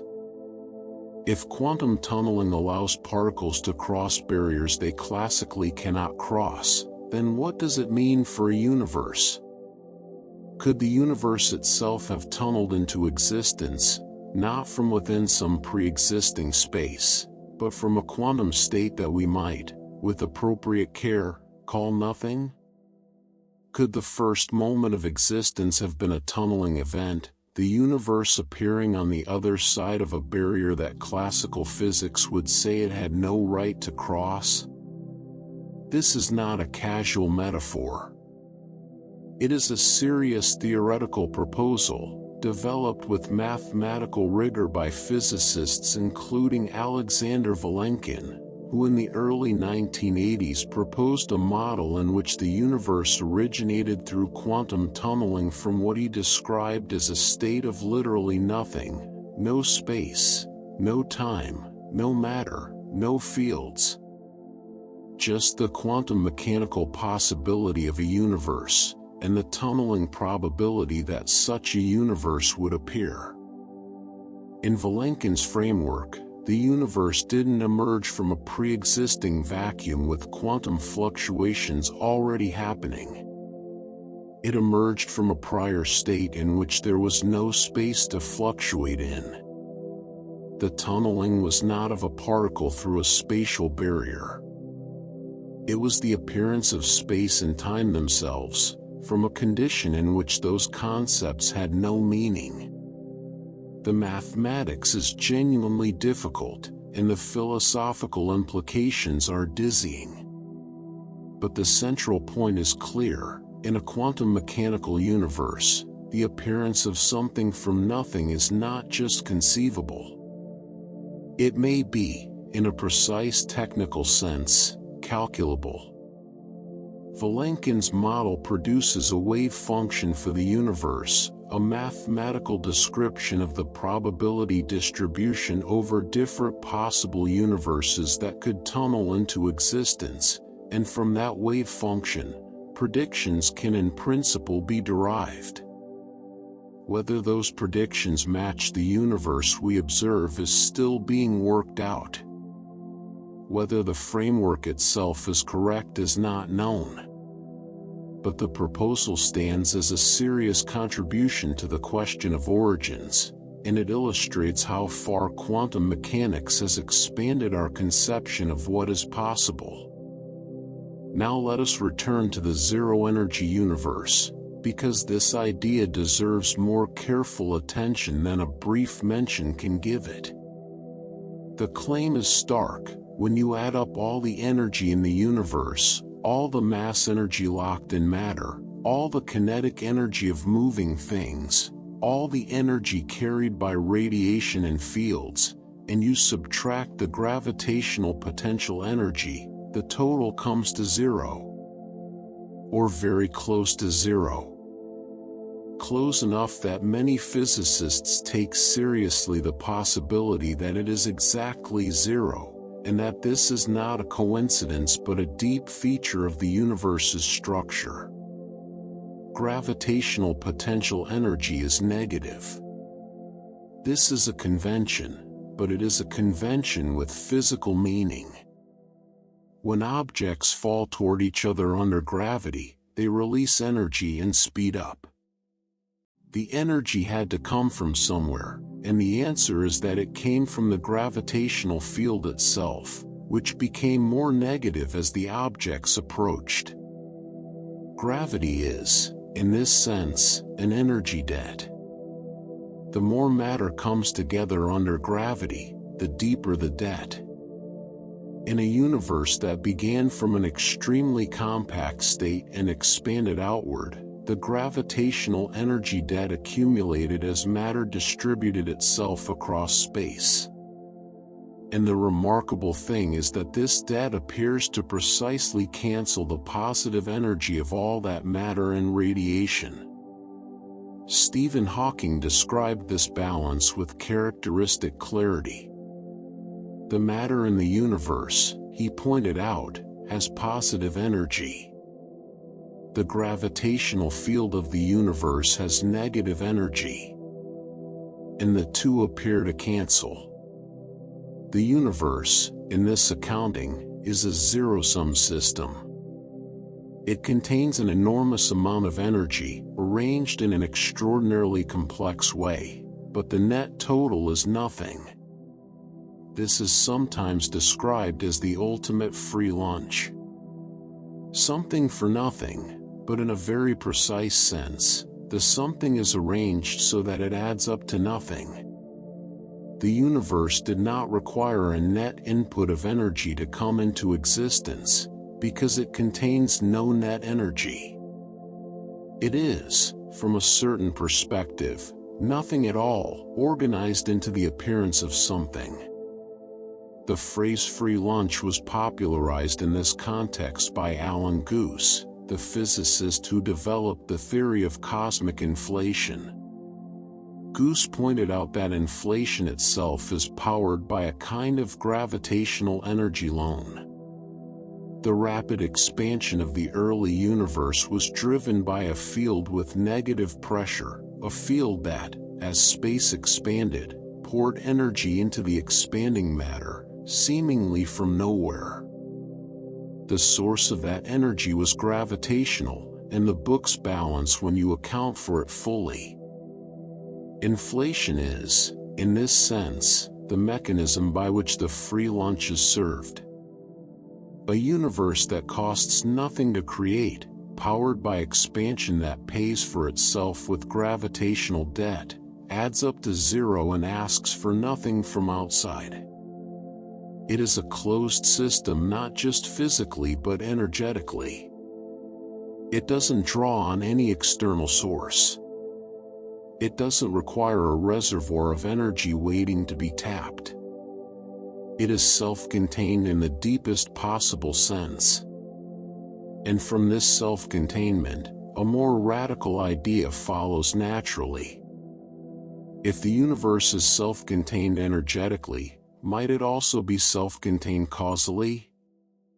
Might it not only cost nothing to exist, but require nothing outside itself to bring it into existence? Hawking, in his later work, particularly in collaboration with James Hartle, and later in his accessible writings, argued that the universe is indeed self-contained in precisely this way. The Hartle-Hawking no-boundary proposal describes the universe using a mathematical framework in which time near the Big Bang becomes more like a spatial dimension. In this description, asking what came before the Big Bang is like asking what lies south of the South Pole. The question is grammatically well-formed, but physically meaningless. There is no before. Time itself begins at the Big Bang, as a feature of the universe, not a pre-existing stage on which the universe appears. In this framework, the universe has no boundary in time, no edge at which a cause must be applied. It is, in Hawking's words, self-contained. It doesn't need anything outside itself to set it going. It doesn't require initial conditions handed to it from some prior state. The universe simply is, in a mathematically consistent way that requires no external input. This is a profound and carefully considered position. And it led Hawking, in his later years, to state one of his most quoted and controversial conclusions, that the universe could have created itself. That spontaneous creation, the appearance of the universe from nothing, without a cause, without an agent, through the operation of the laws of physics alone, is not only possible but the most natural explanation for why there is something rather than nothing. Spontaneous creation, in this context, does not mean random or arbitrary. It is governed by the laws of quantum mechanics and general relativity, operating in the conditions of the earliest moments of time. But it does mean uncaused. Not set in motion by anything. Not the result of a decision, an intention, or a prior event. Simply the natural outcome of what the laws of physics permit, and perhaps inevitably produce. The philosophical implications are striking. Throughout human history, the intuition that something cannot come from nothing has been one of the most powerful arguments for the existence of a creator, a first cause, an unmoved mover, an external agent responsible for the universe's existence. If the universe is truly self-contained, if it genuinely requires no cause outside itself, then that argument loses much of its force.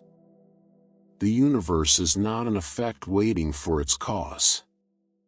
It is simply what the laws of physics produce, when there are laws of physics. Hawking was quite explicit about this. He argued that the laws of physics themselves, not a divine intelligence, are sufficient to explain the origin of the universe. Given those laws, the universe follows. Given quantum mechanics and gravity, spontaneous creation is not just possible but effectively guaranteed, in the same way that a quantum vacuum will always fluctuate. The universe is a quantum event. A spontaneous emergence governed by mathematics. One that happens not because something triggered it, but because the underlying rules permit it, and because in quantum mechanics, what is permitted with non-zero probability will, given the right framing of the question, occur. The universe may not need a cause. This statement, which sounds almost heretical against the backdrop of centuries of philosophical and theological tradition, is in Hawking's framework a straightforward consequence of applying quantum mechanics to the universe as a whole. Not a polemic or a provocation, but a conclusion derived from the mathematics of the no-boundary proposal. But it carries within it a question that the physics alone cannot answer, and that philosophers have pressed with considerable force. The laws of physics themselves, where do they come from? Hawking's argument requires the laws of quantum mechanics and gravity to be in place before the universe exists, or at least simultaneously with its existence, as the structure within which spontaneous creation occurs. But why are those the laws? Why does the universe obey inverse square gravity rather than some other force law? Why are there quantum mechanical superpositions rather than classical certainty? Why is the fine structure constant the value it is, rather than something slightly different, something that would have prevented atoms from forming, or stars from burning, or chemistry from working? The laws of physics are extraordinarily well fitted to the existence of complexity, of life, of minds capable of asking questions about the universe. Whether that fit is the result of necessity, chance, or some form of selection, through a multiverse of different laws, perhaps, is a question that sits at the very edge of what physics can currently address. Spontaneous creation explains the universe given the laws. It doesn't explain the laws. And so the question retreats, but does not disappear. Like a shadow that moves as you approach it, always maintaining its distance, the deepest version of why there is something rather than nothing keeps receding into the background of whatever explanation you offer. The universe is a quantum fluctuation. The universe is a tunneling event. The universe is a zero-energy system that costs nothing. The universe is self-caused, self-contained, requiring no external agent. Each of these ideas is genuinely illuminating. Each one moves the needle. Each one dissolves some part of the mystery and replaces it with something more tractable, more mathematical, more subject to investigation and test. And yet, at the end of all of them, there is still a door that hasn't been opened. Still a question that hasn't been answered. Not the question of how the universe came to be, perhaps, but the question of why the conditions for its coming to be were what they were. Why the quantum mechanical laws that permit spontaneous creation are the specific laws they are. Why this universe, rather than some other one, or none at all. The universe, in Hawking's vision, is something from nothing. A spontaneous quantum event, uncaused and self-contained, emerging from the mathematics of its own laws. It is a remarkable vision. One of the most ambitious attempts in the history of human thought to give a complete, scientific answer to the most fundamental of all questions. And it is still, at its deepest level, incomplete. Which is not a failure. It is an invitation. The question is not exhausted. The inquiry is not finished.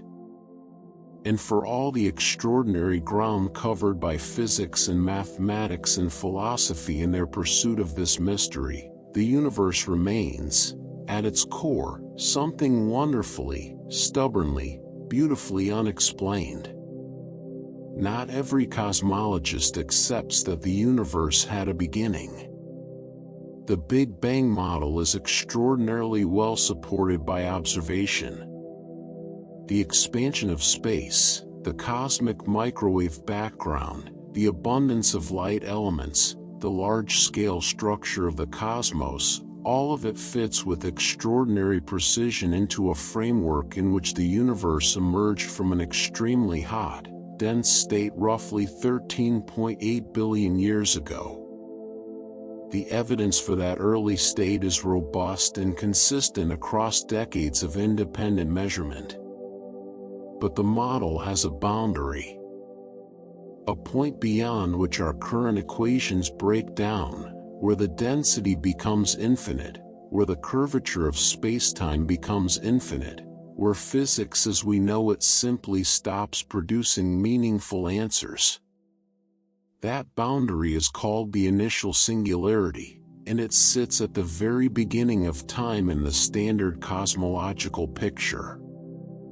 Some physicists accept the singularity as a real feature of the universe's history, a genuine beginning beyond which there is nothing to explain. Others find it deeply unsatisfying, a place where the theory fails, not a place where existence actually started. And a significant number of serious researchers have spent considerable effort developing alternative frameworks in which the universe has no beginning at all. Frameworks in which the Big Bang was not a creation event but a transition. A bounce.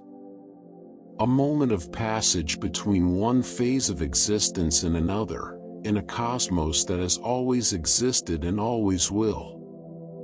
The most intuitive of these alternatives is the big bounce. The idea is elegant in its simplicity. The universe we inhabit is expanding. But expansion does not have to be the final word. If the total energy density of the universe is high enough, gravity can eventually overcome the expansion, slow it, stop it, and reverse it. The universe would begin to contract. Galaxies would draw closer together. The cosmic microwave background would blue shift as the universe grew hotter and denser. Eventually, the universe would collapse back toward a state of extreme density and temperature, a big crunch, the mirror image of the Big Bang. In the standard picture, the big crunch is simply the end. The singularity at the collapse is as opaque as the one at the beginning. Physics stops producing answers there too. But in the Big Bounce framework, the singularity is not the end. It is a turnaround point.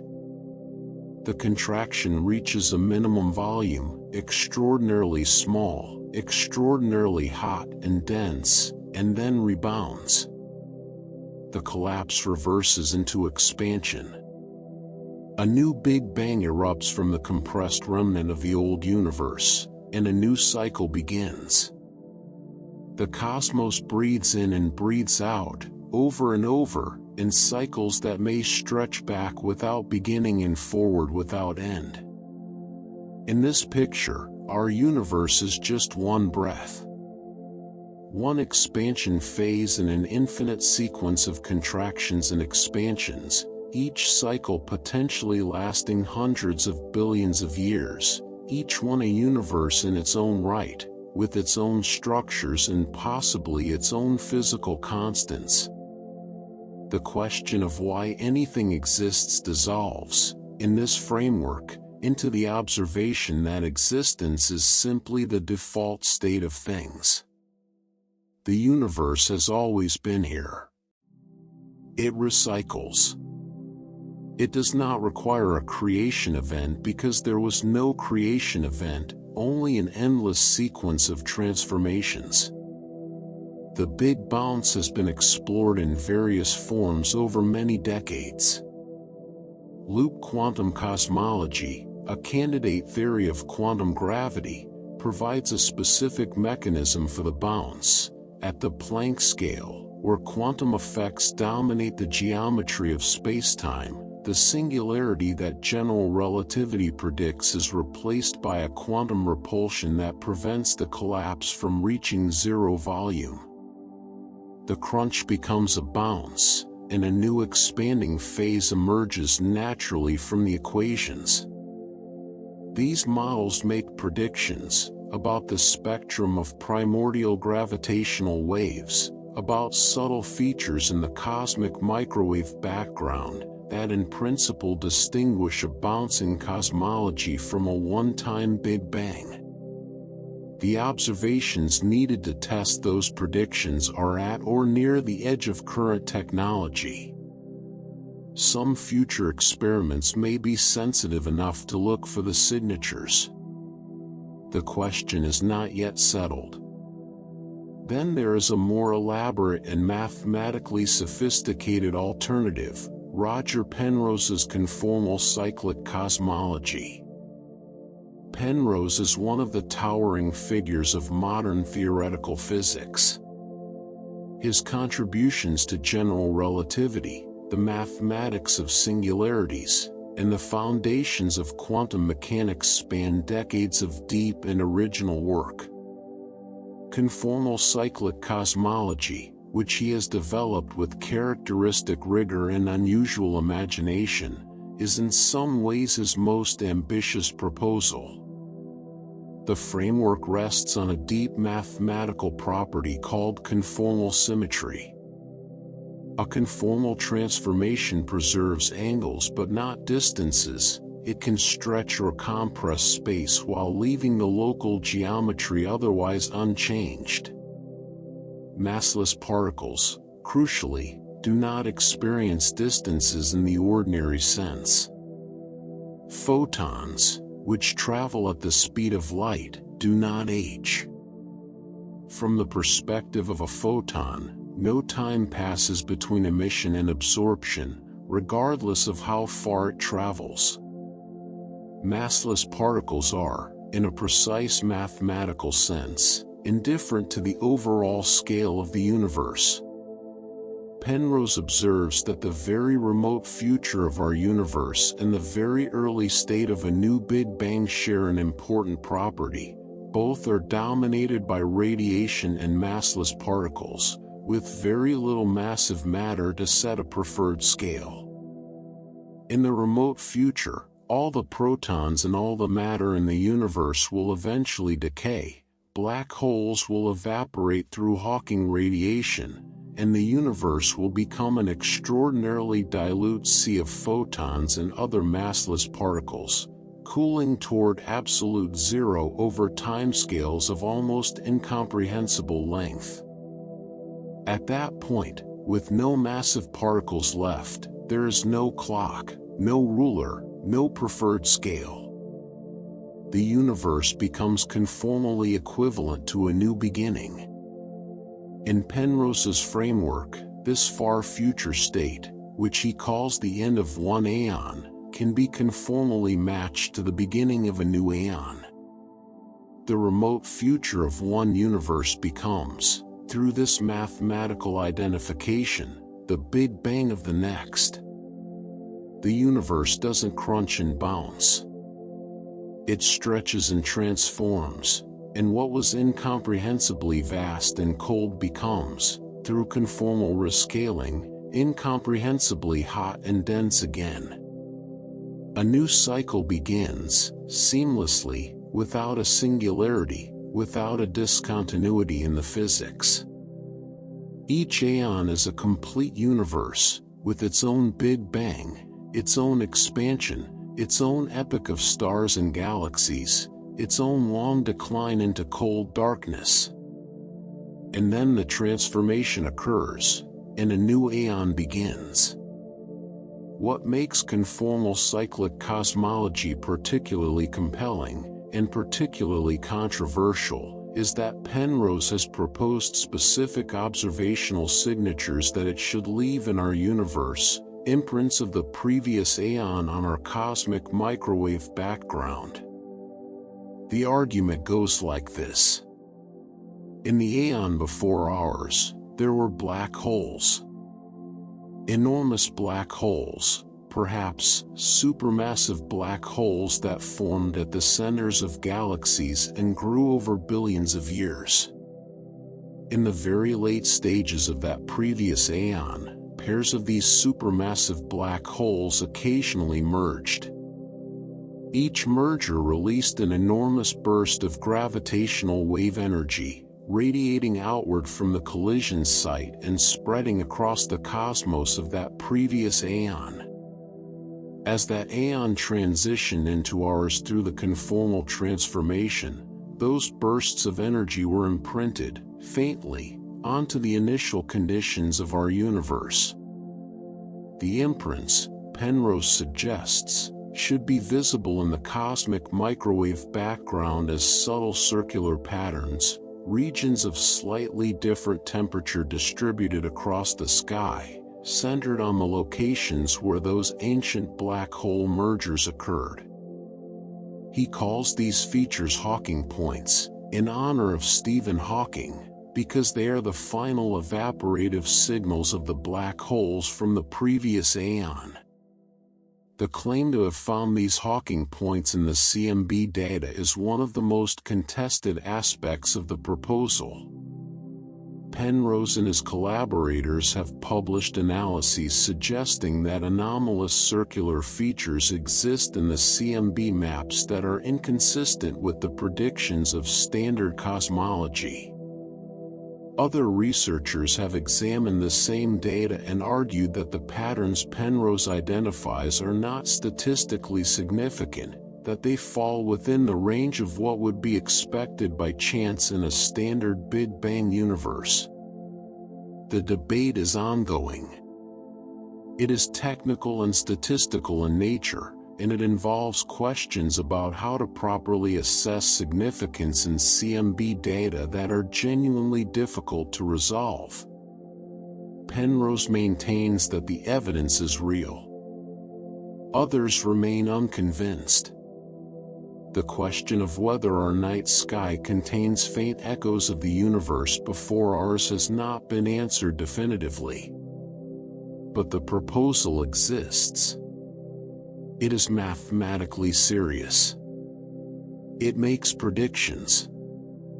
And it represents one of the most imaginative and carefully developed alternatives to the standard picture of cosmic origins in modern physics. Running alongside these cyclic cosmologies is a very different framework for an eternal universe, one that doesn't require cycles of contraction and expansion but instead produces an endless proliferation of new universes, branching outward without limit from a substrate of perpetual inflation. This is eternal inflation, and it follows naturally from the inflationary framework that has become a cornerstone of modern cosmology. Recall that inflation posits a brief period of extraordinarily rapid expansion in the very early universe, driven by a field, the inflaton, whose energy temporarily dominated the universe's dynamics. In the standard inflationary picture, this period ends when the inflaton decays, converting its energy into the hot plasma of the Big Bang. Inflation was a beginning, a brief prequel, a mechanism for setting up the conditions we observe. But in many versions of inflationary theory, the end of inflation in one region does not mean the end of inflation everywhere. The quantum fluctuations of the inflaton field mean that different regions of space exit inflation at different times. In some regions, inflation ends quickly, producing a Big Bang in an expanding universe like ours. But in other regions, inflation continues. And because inflation stretches space so rapidly, the regions where inflation continues expand far faster than the regions where it has ended. The result is a self-reproducing process.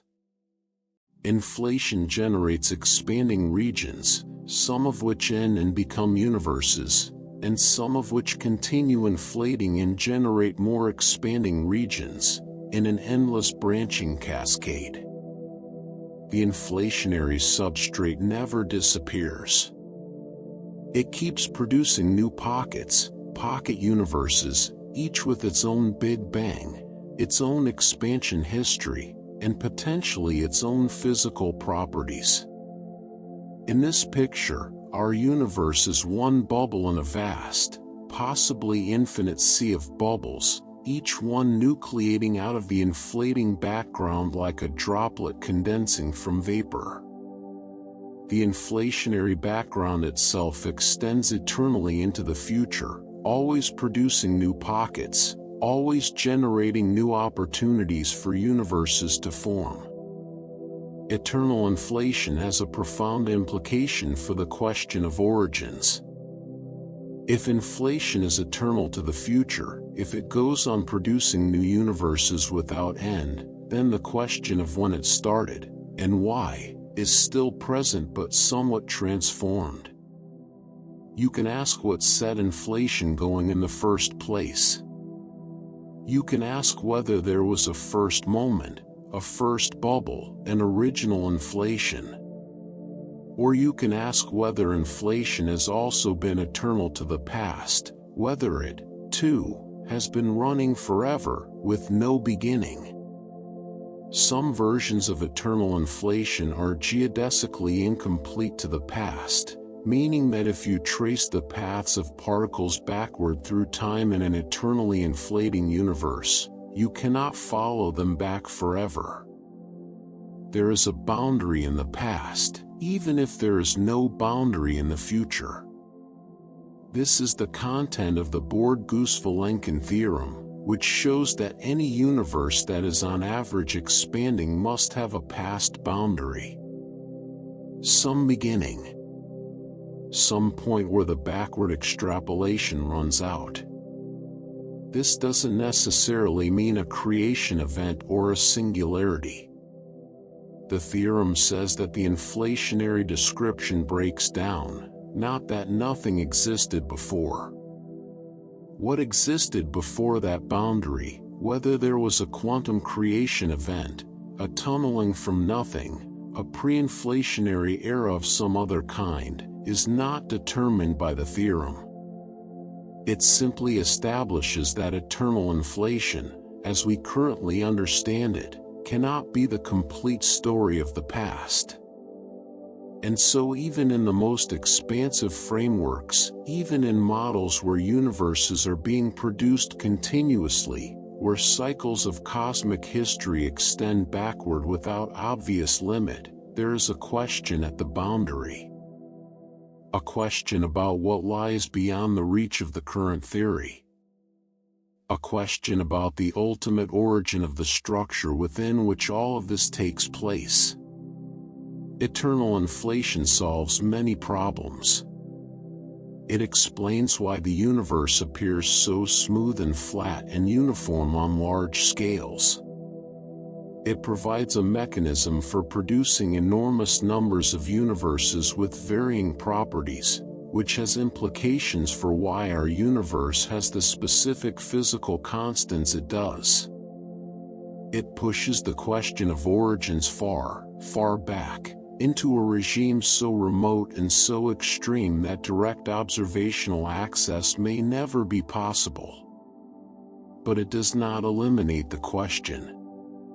It relocates it. From the beginning of our universe to the beginning of inflation. From inflation to whatever gave rise to it. The regress does not stop simply because the scales become unimaginably large or the timescales unimaginably long. And this brings us, naturally and almost inevitably, to one of the other great puzzles that frames the question of existence, not just why anything exists, but why the thing that exists is arranged the way it is. Why the universe we find ourselves in has the specific properties that allow us to exist within it. Why the constants of nature, the numbers that determine how strong gravity is, how fast light travels, how electrons interact with photons, take the values they do, rather than some other values that would have produced a universe with no stars, no chemistry, no life. This is the fine-tuning problem. And it is in some ways even harder to explain than the bare fact of existence. The universe is not just here. It is here in a particular way. A way that turns out, upon examination, to be extraordinarily well suited to the emergence of complexity. The constants of nature appear to be calibrated, to a degree that seems almost absurd, in a way that permits atoms to form and persist, stars to burn for billions of years, carbon to exist in the quantities needed for biochemistry, and gravitational attraction to be just strong enough to pull matter together without immediately collapsing everything into black holes. Change any of these constants even slightly, make gravity a little stronger, or electromagnetism a little weaker, or the mass of the neutron slightly different from what it is, and the universe becomes hostile to complexity. Sometimes catastrophically so. A universe with slightly stronger gravity might have collapsed back on itself before the first stars had time to form. A universe with slightly different nuclear force strengths might produce no carbon at all, eliminating the chemical basis for any life as we know it. The question of why the constants have the values they do, why the universe appears, in this precise sense, to be fine-tuned, is one of the deepest and most contested questions at the intersection of physics, cosmology, and philosophy. And it will take us somewhere very strange indeed. The cosmological constant is one of the most embarrassing numbers in all of physics. Not because it is wrong, as far as we can tell, it is right. The value we observe matches the accelerating expansion of the universe with reasonable precision. But when physicists try to calculate what the cosmological constant should be from first principles, using quantum field theory to estimate the energy density of the vacuum, the answer they get is somewhere between 50 and 120 orders of magnitude larger than the observed value. Depending on how the calculation is done, the theoretical prediction overshoots the observed value by a factor of 10 to the power of 50, or 10 to the power of 120. That is not a small discrepancy. An error of a factor of 2 would be a small discrepancy. An error of 10 to the power of 120 is so vast that it suggests something is fundamentally wrong with how the calculation is being done, or that something is canceling the enormous theoretical value down to the tiny observed one with a precision so extraordinary it seems almost impossible to attribute to chance. Because here is the thing, the cosmological constant has to be small. Not just somewhat small. Almost exactly zero, but not quite. If it were as large as quantum field theory naively predicts, the universe would have expanded so violently and so rapidly in its earliest moments that matter could never have clumped together. Gravity would have had no chance to pull hydrogen into clouds, clouds into stars, stars into galaxies. The universe would have been an almost perfectly smooth, rapidly diluting gas, growing thinner and colder without ever forming any structure at all. No stars. No planets. No chemistry. Nothing. On the other hand, if the cosmological constant were negative rather than the small positive value it appears to have, the universe would have collapsed back on itself long before stars had time to live and die and scatter the heavy elements that make rocky planets and organic chemistry possible. The observed value sits in a window so narrow, so precisely positioned between catastrophic expansion and catastrophic collapse, that describing it as a coincidence requires a certain commitment to the improbable. The cosmological constant appears fine-tuned to a degree that strains the imagination. And it is not alone. Gravity itself presents a similar puzzle. Of the four fundamental forces of nature, gravity, electromagnetism, the strong nuclear force, and the weak nuclear force, gravity is by far the weakest. Enormously, almost ridiculously weaker than the others. The electromagnetic force between an electron and a proton is roughly 10 to the power of 36 times stronger than the gravitational force between them. Gravity is so weak that the entire mass of the Earth pulling down on a small magnet is overcome by the electromagnetic force of the magnet clinging to a refrigerator door. This weakness is not a flaw or a curiosity.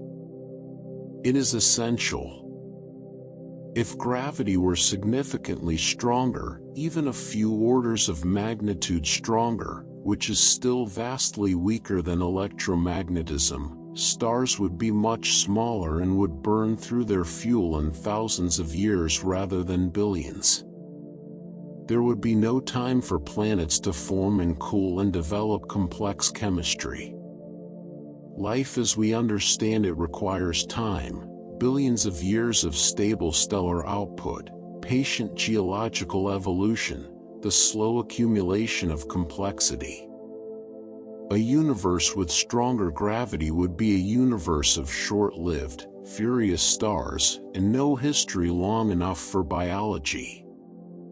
If gravity were weaker, on the other hand, matter might never condense into stars at all. The diffuse hydrogen of the early universe would simply expand and thin without ever reaching the densities needed for nuclear ignition.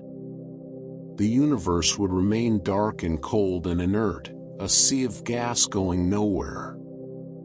The strength of gravity sits in a range that allows stars to exist for billions of years, and that range turns out to be narrow. The weakness of gravity relative to the other forces is not an accident of physics, or if it is, it is a spectacularly convenient one. The strong nuclear force presents its own case of alarming precision. The strong force is what holds atomic nuclei together. It binds protons and neutrons into the compact, stable structures that make up the cores of atoms. Without it, no nucleus larger than a single proton could exist. Hydrogen would be the only element. There would be no carbon, no oxygen, no iron, no periodic table worth speaking of. Chemistry, in any meaningful sense, would be impossible. The strength of the strong force determines which nuclei are stable. And it turns out that the existence of carbon, the element on which all known life is based, depends on a remarkable coincidence in nuclear physics known as the Hoyle resonance. In the cores of stars, helium nuclei fuse to form carbon through a process that requires 3 helium nuclei to come together in rapid succession. For this process to produce carbon efficiently, there needs to be an energy level in the carbon nucleus that almost exactly matches the energy of 3 helium nuclei at stellar temperatures. This energy level, predicted by Fred Hoyle in 1953 before it was experimentally confirmed, exists. It allows carbon to form in stars in the quantities we observe. Without it, carbon would be extraordinarily rare in the universe, and the chemistry of life as we know it would be essentially impossible. The existence of this energy level in carbon depends on the precise values of the strong nuclear force and electromagnetism. Change those values slightly, and the resonance disappears. Carbon becomes rare. Life becomes implausible. The universe continues, but empty of observers. Hoyle himself was so struck by this coincidence that he described it as evidence the universe had been, in some sense, set up, that a superintellect had monkeyed with the physics to make carbon possible. Whether or not one accepts that conclusion, the observation that carbon's existence depends on such a precise alignment of physical constants is genuinely remarkable. Then there is the charge of the electron. The electron carries a precise negative charge that exactly balances the positive charge of the proton. Exactly. Not approximately. Not within a measurable margin. The charges are equal and opposite to a precision of at least 1 part in 10 to the power of 21, the most precise equality in all of physics. If there were even a tiny imbalance between the electron's charge and the proton's charge, ordinary matter would not be electrically neutral. Atoms would repel each other. Chemistry would not work. The bodies of living things, the structures of rocks and metals, the behavior of water, all of it depends on the near-perfect electrical neutrality of matter, which in turn depends on this extraordinary balance of charges. Why are the charges equal? The standard model of particle physics doesn't fully explain it. The equality may be a consequence of deeper symmetries or of grand unified theories that connect electrons and protons through a common underlying physics. But as of now, it is one of the more striking numerical coincidences of the universe, a balance so precise it seems almost deliberate.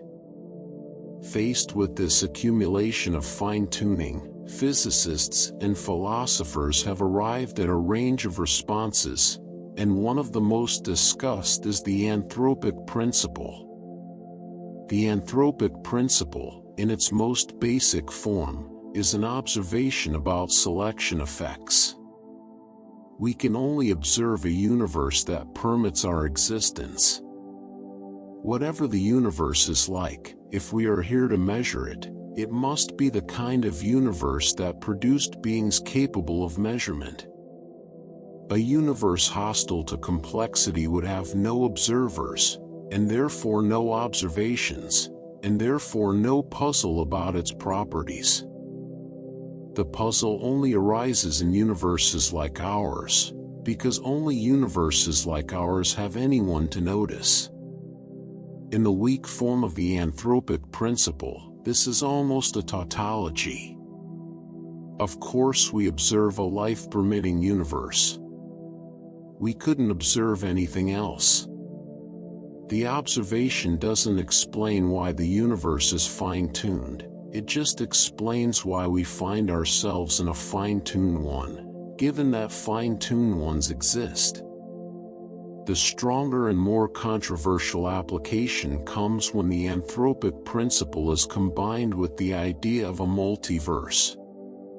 If there are enormous numbers of universes, each with different values of the fundamental constants, spawned by eternal inflation or by the landscape of string theory or by some other mechanism, then the fact that we observe a life-permitting universe becomes far less mysterious. Most universes in the ensemble might be barren, but the rare ones with the right constants will produce observers, and those observers will, by necessity, find themselves in a universe that permits their existence. In this framing, the fine-tuning is not a coincidence and not a design. It is a selection effect operating across a vast ensemble of possibilities. We are here because the constants are right, and the constants appear right because we are here to notice them. This argument is contentious. It requires the multiverse to be real, not just a theoretical convenience but an actual ensemble of existing universes.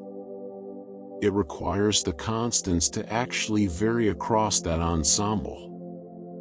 And it doesn't make specific predictions in a straightforward way. Critics argue that it explains too much, that it can rationalize almost any observation by appeal to selection, and that a theory which can explain anything explains nothing. Proponents argue that it is the only explanation on the table that doesn't require either extraordinary coincidence or explicit design. And given that eternal inflation already seems to predict a multiverse for independent reasons, the anthropic selection among its member universes is at least a self-consistent framework. The debate continues. It is one of the most active and philosophically charged discussions in contemporary physics. Now, alongside the fine-tuning of constants, there is a less often discussed but equally profound fine-tuning in the initial conditions of the universe, specifically, in the extraordinarily low entropy of the early cosmos. Entropy is a measure of disorder, of the number of ways a system's components can be arranged while still producing the same macroscopic state. High entropy means many possible arrangements. Low entropy means very few. The second law of thermodynamics tells us that entropy in a closed system always increases or stays the same over time. Disorder accumulates. Things spread out, mix, and equilibrate. Heat flows from hot objects to cold ones, never the reverse, because the disordered state has vastly more possible arrangements than the ordered one. This is why ice melts in warm water. Why perfume spreads through a room. Why a broken egg doesn't reassemble itself. The second law is not a fundamental force, it is a statement about probability, about the overwhelming likelihood that any system will evolve toward its most common possible state, which is a disordered one. For time to have a direction, for there to be a distinction between past and future, for causes to precede effects, for memory and history and narrative to exist, the universe must have started in an extraordinarily low entropy state. The arrow of time is not written into the fundamental laws of physics, which are for the most part time reversible. It emerges from the specific initial conditions of the universe. From the fact that the Big Bang produced a cosmos of almost perfect smoothness and order, from which entropy has been increasing ever since. Roger Penrose has calculated just how special that initial state was. The probability of the universe beginning in a state with entropy as low as it actually had, chosen at random from the space of all possible states of the same energy, is approximately 1 in 10 to the power of 10 to the power of 123. This number is so incomprehensibly small that writing it out in decimal notation would require more digits than there are atoms in the observable universe. Many times over. Why did the universe begin in such an improbable state? This is one of the deepest and least satisfactorily answered questions in cosmology. Inflation provides a partial answer. It produces a smooth, flat, low-entropy starting configuration as a natural output of its dynamics. But inflation itself requires a low-entropy starting condition to get going. The problem doesn't disappear. It shifts backward in time. The existence of the arrow of time, and with it, of memory, causation, history, and the entire structure of experience, rests on this extraordinarily improbable beginning. We exist not just because the constants are right, but because the universe started in a state of almost impossible orderliness, and has been spending that orderliness ever since in the building of stars and galaxies and life. Alongside the low entropy of the universe, there is another feature of its current state that deserves quiet attention: the fact that it appears to be metastable. Metastable means stable for now, but not necessarily forever. A ball sitting at the bottom of a bowl is stable. Perturb it, and it returns to the same position. A ball sitting in a small dip partway up a hillside is metastable. It appears stable under small perturbations, but a large enough push will send it rolling down to a lower position. The stability is real but conditional. The quantum vacuum of our universe, the ground state of all the fields that fill space, may be in precisely this situation. It may not be the true lowest energy state of the fields. It may be a false vacuum, a local minimum of energy, stable against small fluctuations, but with a lower energy true vacuum available elsewhere in the landscape of field configurations. If this is the case, then somewhere in the universe, at some random location and some random time, a bubble of true vacuum could nucleate. A region of space that spontaneously transitions to the lower energy state, its boundary expanding outward at the speed of light, converting the false vacuum of our universe into the true vacuum as it expands. The properties of that true vacuum would be different from those of ours. The constants of physics inside the bubble would be different. Chemistry as we know it would be impossible. Life would be impossible. The bubble would expand forever, at the speed of light, and there would be no warning and no escape. The region of converted space would arrive before any signal of its approach. This is called vacuum decay, and it is one of the more sobering theoretical possibilities in physics. The good news, if it can be called that, is that the metastability of the vacuum, if it exists, is expected to be extremely long-lived. The tunneling probability for vacuum decay is extraordinarily small, and the expected lifetime of a metastable vacuum like ours is many orders of magnitude longer than the current age of the universe. Vacuum decay is not an imminent concern. But the fact that it is physically possible, that the universe we inhabit may be resting in a temporary energy dip, sustained by improbability rather than true stability, adds another layer to the remarkable contingency of our existence. We are here not just because the constants were right at the beginning, but because the vacuum has remained in its current state long enough for complexity to arise. The discovery of the Higgs boson at CERN in 2012 made this question more concrete and more urgent. The Higgs boson is the quantum excitation of the Higgs field, the field whose interactions with other particles give them their masses. Without the Higgs mechanism, particles like the electron and the quarks that make up protons and neutrons would be massless, moving at the speed of light, unable to form the bound states we call atoms. Matter as we know it would not exist. The Higgs boson was the last predicted particle of the Standard Model to be confirmed experimentally, completing a theoretical framework that had been built over decades of painstaking work.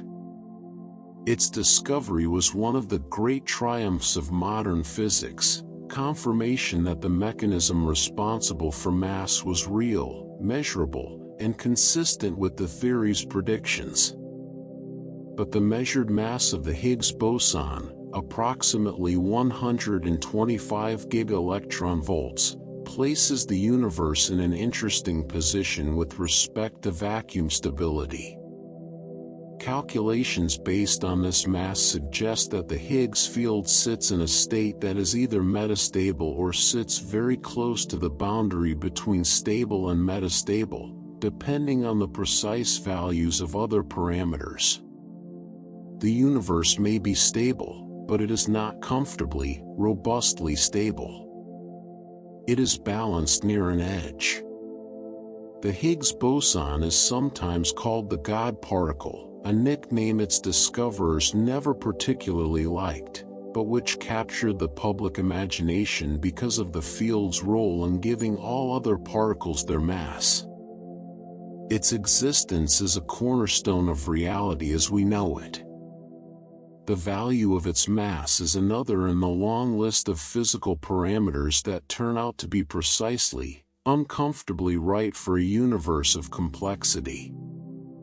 All of this, the cosmological constant, the strength of gravity, the nuclear resonances, the electron charge, the arrow of time, the metastability of the vacuum, the mass of the Higgs, points in the same direction. The universe we inhabit is not just here. It is here in a way that balances on extraordinarily narrow conditions. Conditions that are necessary for complexity, for chemistry, for life, and for the existence of minds capable of noticing any of this. Whether that balance reflects design, or selection across a vast ensemble of possibilities, or a deep mathematical necessity we haven't yet uncovered, or simply the most extraordinary run of cosmic luck in the history of anything, that question sits at the heart of the inquiry we have been following since the beginning. The universe is fine-tuned. The reasons are unknown. And the asking of the question is itself one of the most astonishing things the universe has ever done. Physics takes you very far. It takes you back to the first fractions of a second after the Big Bang, to the quantum fluctuations of the vacuum, to the tunneling of the universe into existence from a state that defies ordinary description. It gives you the Sakharov conditions and the Higgs field and the extraordinary improbability of low entropy at the beginning of time. It maps the large-scale structure of 2 trillion galaxies and finds, written into the cosmic microwave background, faint echoes of the earliest light that ever traveled freely through space.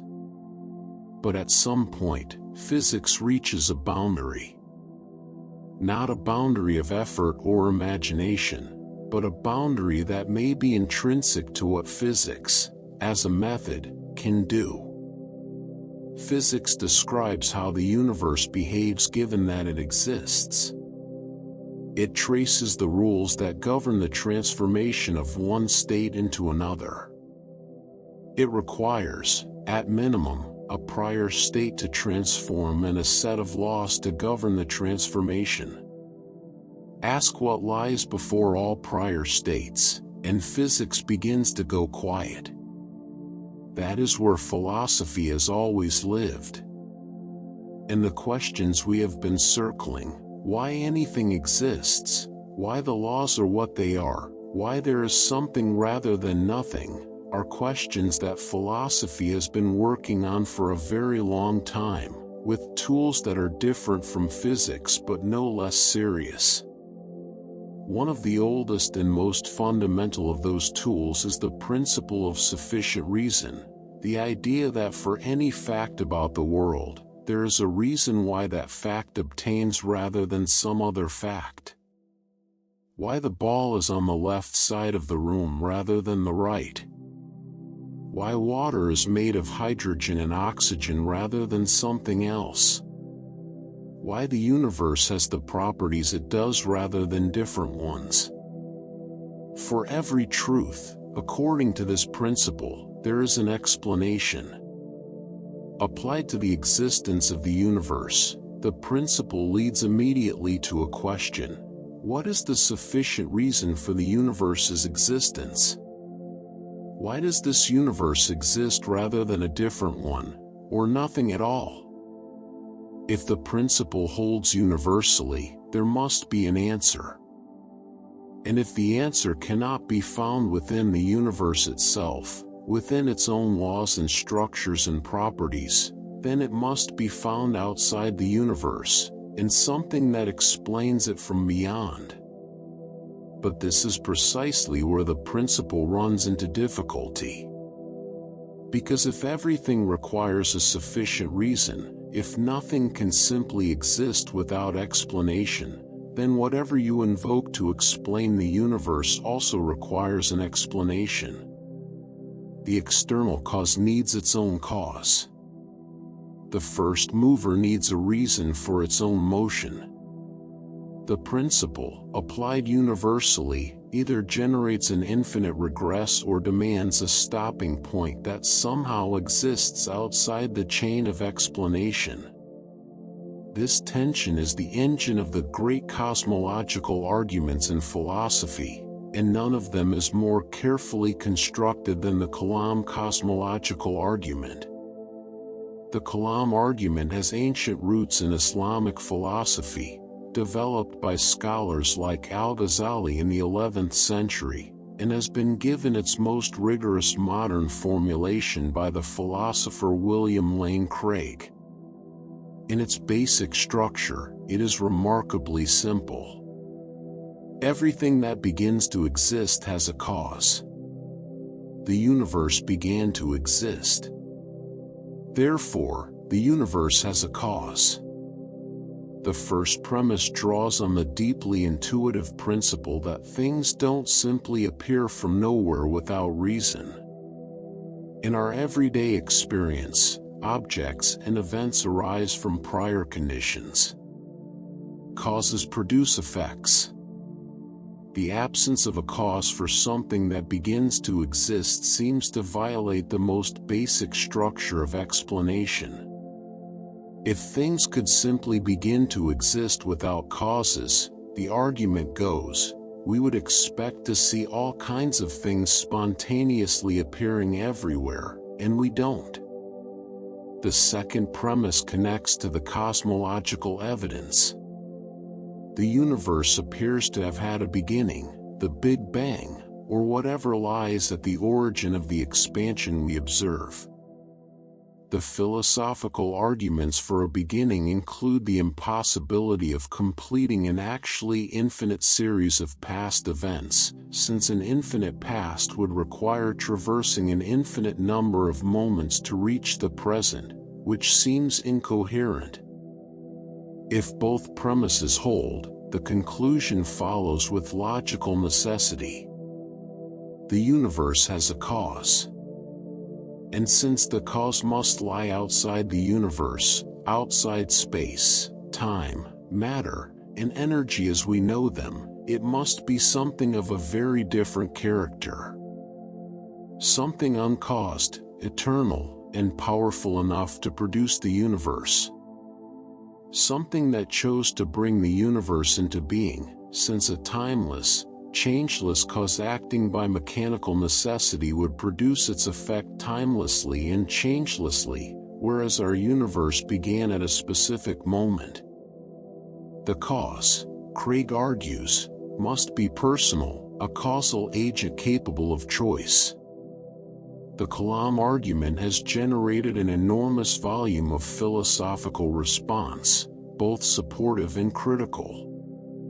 Some philosophers question the first premise. In quantum mechanics, virtual particles appear without classical causes, governed instead by probabilistic laws. Whether this constitutes genuine uncaused existence or simply a different kind of causation is contested. Others question the second premise, pointing to models like the Hartle-Hawking no-boundary proposal, or eternal inflation, or bouncing cosmologies, in which the universe has no beginning in the relevant sense. Still others accept both premises but question the inference to a personal creator, arguing that an uncaused cause could in principle be abstract or impersonal, the laws of mathematics, perhaps, or the quantum vacuum, or some structural feature of possibility itself. The argument remains one of the most discussed and debated in all of philosophy of religion. Not because it is obviously correct, but because it is genuinely difficult to refute without making significant commitments about the nature of causation or the origin of the universe. Alongside the Kalam argument stands another ancient tradition, the argument from contingency. A contingent being is one that might not have existed, whose existence is possible but not necessary, dependent on other things for its being. A table is contingent. A star is contingent. You are contingent. The universe, in its specific configuration of laws and constants and matter, appears contingent. It could, so far as we can tell, have been different. Why this universe rather than one of the countless other possible universes? Why any universe rather than none? Contingent beings, the argument goes, require explanation in terms of something outside themselves.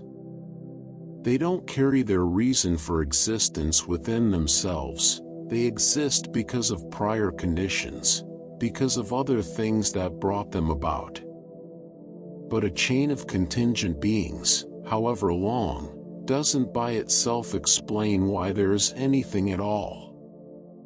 You can push the chain back as far as you like, and you still have a chain of things that might not have existed, none of which contains its own explanation.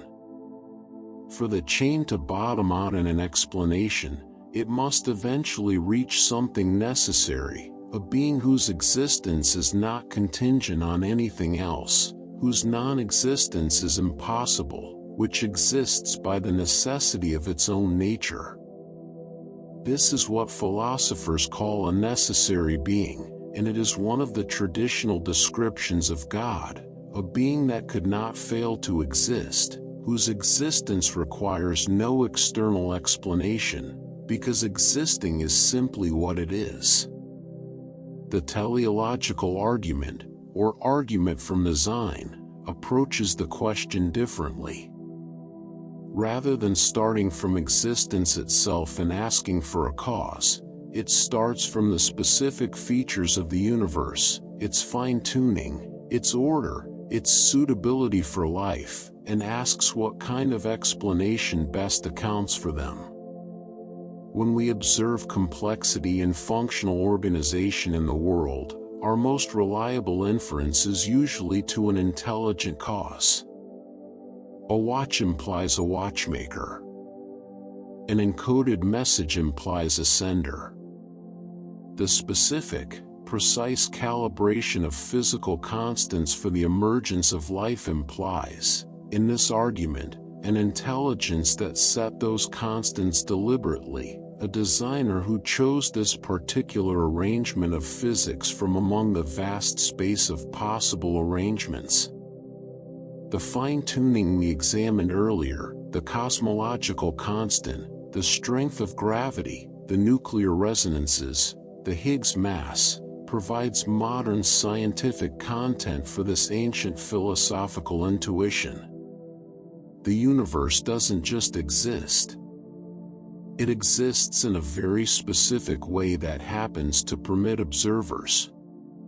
That specificity, the argument claims, is precisely the kind of feature that intelligent causation explains better than blind chance or physical necessity. Opponents of the design argument point to the multiverse as an alternative. If there are sufficiently many universes with varying constants, then life-permitting universes will exist by chance, and we will inevitably find ourselves in one of them. Selection does the work that design is invoked to do. No designer required. But the multiverse response has its own costs. It requires an enormous, perhaps infinite, ensemble of unobservable universes to explain the one we observe. Whether that constitutes a simpler or more parsimonious explanation than a designer is itself a matter of genuine philosophical dispute. There is no free lunch in the landscape of explanations. Every answer comes with its own assumptions, its own commitments, its own unanswered questions buried slightly deeper. And then there is the response that refuses all of this. The one that says, perhaps there is no explanation. Perhaps the universe simply exists, and that is all there is to say about it. This position is sometimes called the brute fact view. The universe is a brute fact, something that exists without reason, without cause, without explanation. Not because the explanation is hidden or beyond our current knowledge, but because there is genuinely nothing to explain. The universe is just here. Full stop. Bertrand Russell, one of the greatest philosophers of the 20th century, expressed something like this view in a famous radio debate with Frederick Copleston in 1948. When Copleston pressed him on what explained the existence of the universe, Russell responded that the universe simply is, and that demanding an explanation for it is a mistake, that the concept of cause applies within the universe, to events and objects within the fabric of space and time, but that asking for a cause of the universe itself is asking the question in a place where it doesn't meaningfully apply. The universe, Russell suggested, is what philosophers call a brute fact. Something that is the case without being made the case by anything else. Something that doesn't bottom out in an explanation, because it is the bottom. This position has a certain intellectual honesty to it. It doesn't construct elaborate theoretical machinery to explain the origin of the universe. It doesn't require a multiverse or a divine creator or a quantum tunneling event. It simply accepts that some things may have no explanation, and that the universe may be one of them. but it is profoundly unsatisfying to a certain kind of mind. The kind that cannot hear the question, why is there something rather than nothing, without feeling pulled to follow it wherever it leads. The brute fact response doesn't answer the question. It dissolves it, or tries to. It says the question is ill-formed, or unanswerable, or not the kind of question that admits of an answer. And for many people, that response feels less like a solution and more like a refusal. Physics, for its part, does seem to encounter a genuine limit. Not just a practical limit, not just we haven't found the answer yet, but a structural one. Any physical explanation works within a framework of laws and prior states.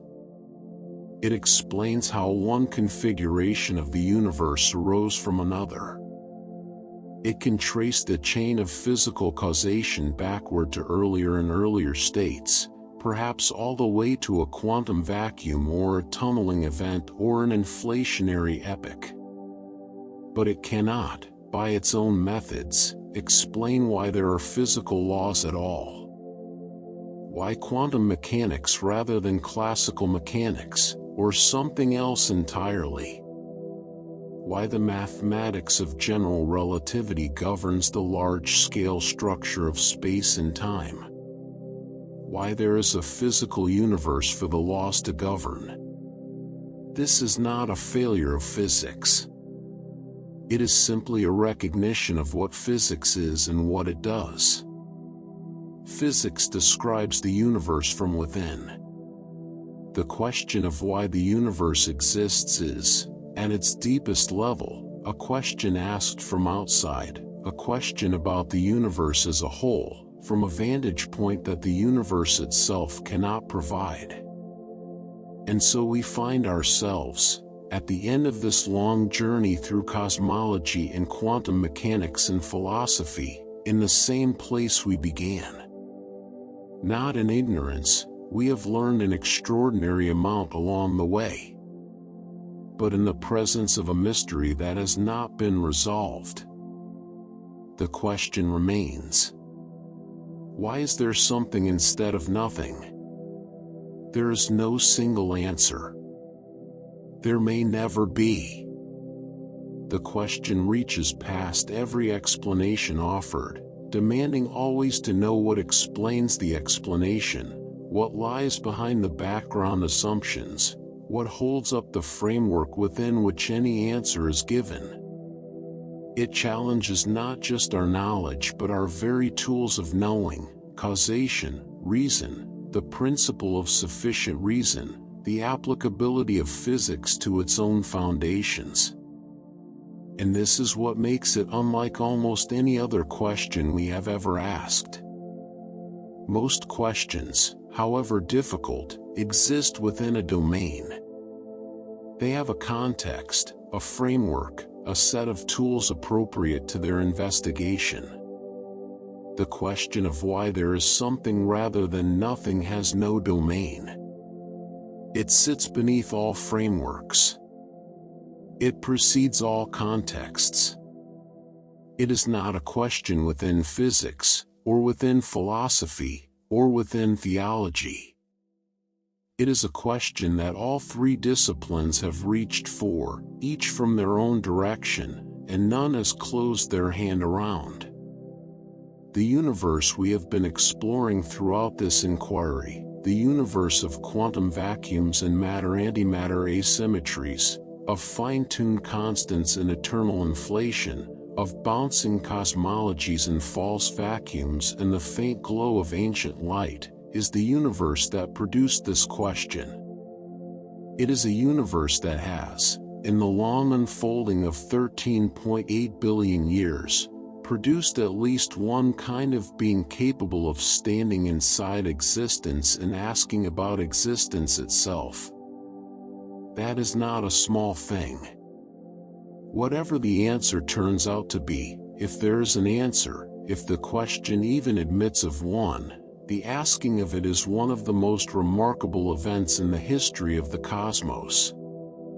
A universe that began in a fireball of matter and antimatter, that survived its own near annihilation by the thinnest of margins, that arranged itself over billions of years into stars and galaxies and eventually into living, thinking, wondering creatures, has arrived at a point where it can turn and look at itself and ask, why?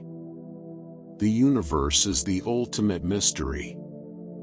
Not because we know nothing about it, we know an astonishing amount. But because the more we learn, the more clearly we see the shape of what we don't know. The deeper we go, the deeper it gets.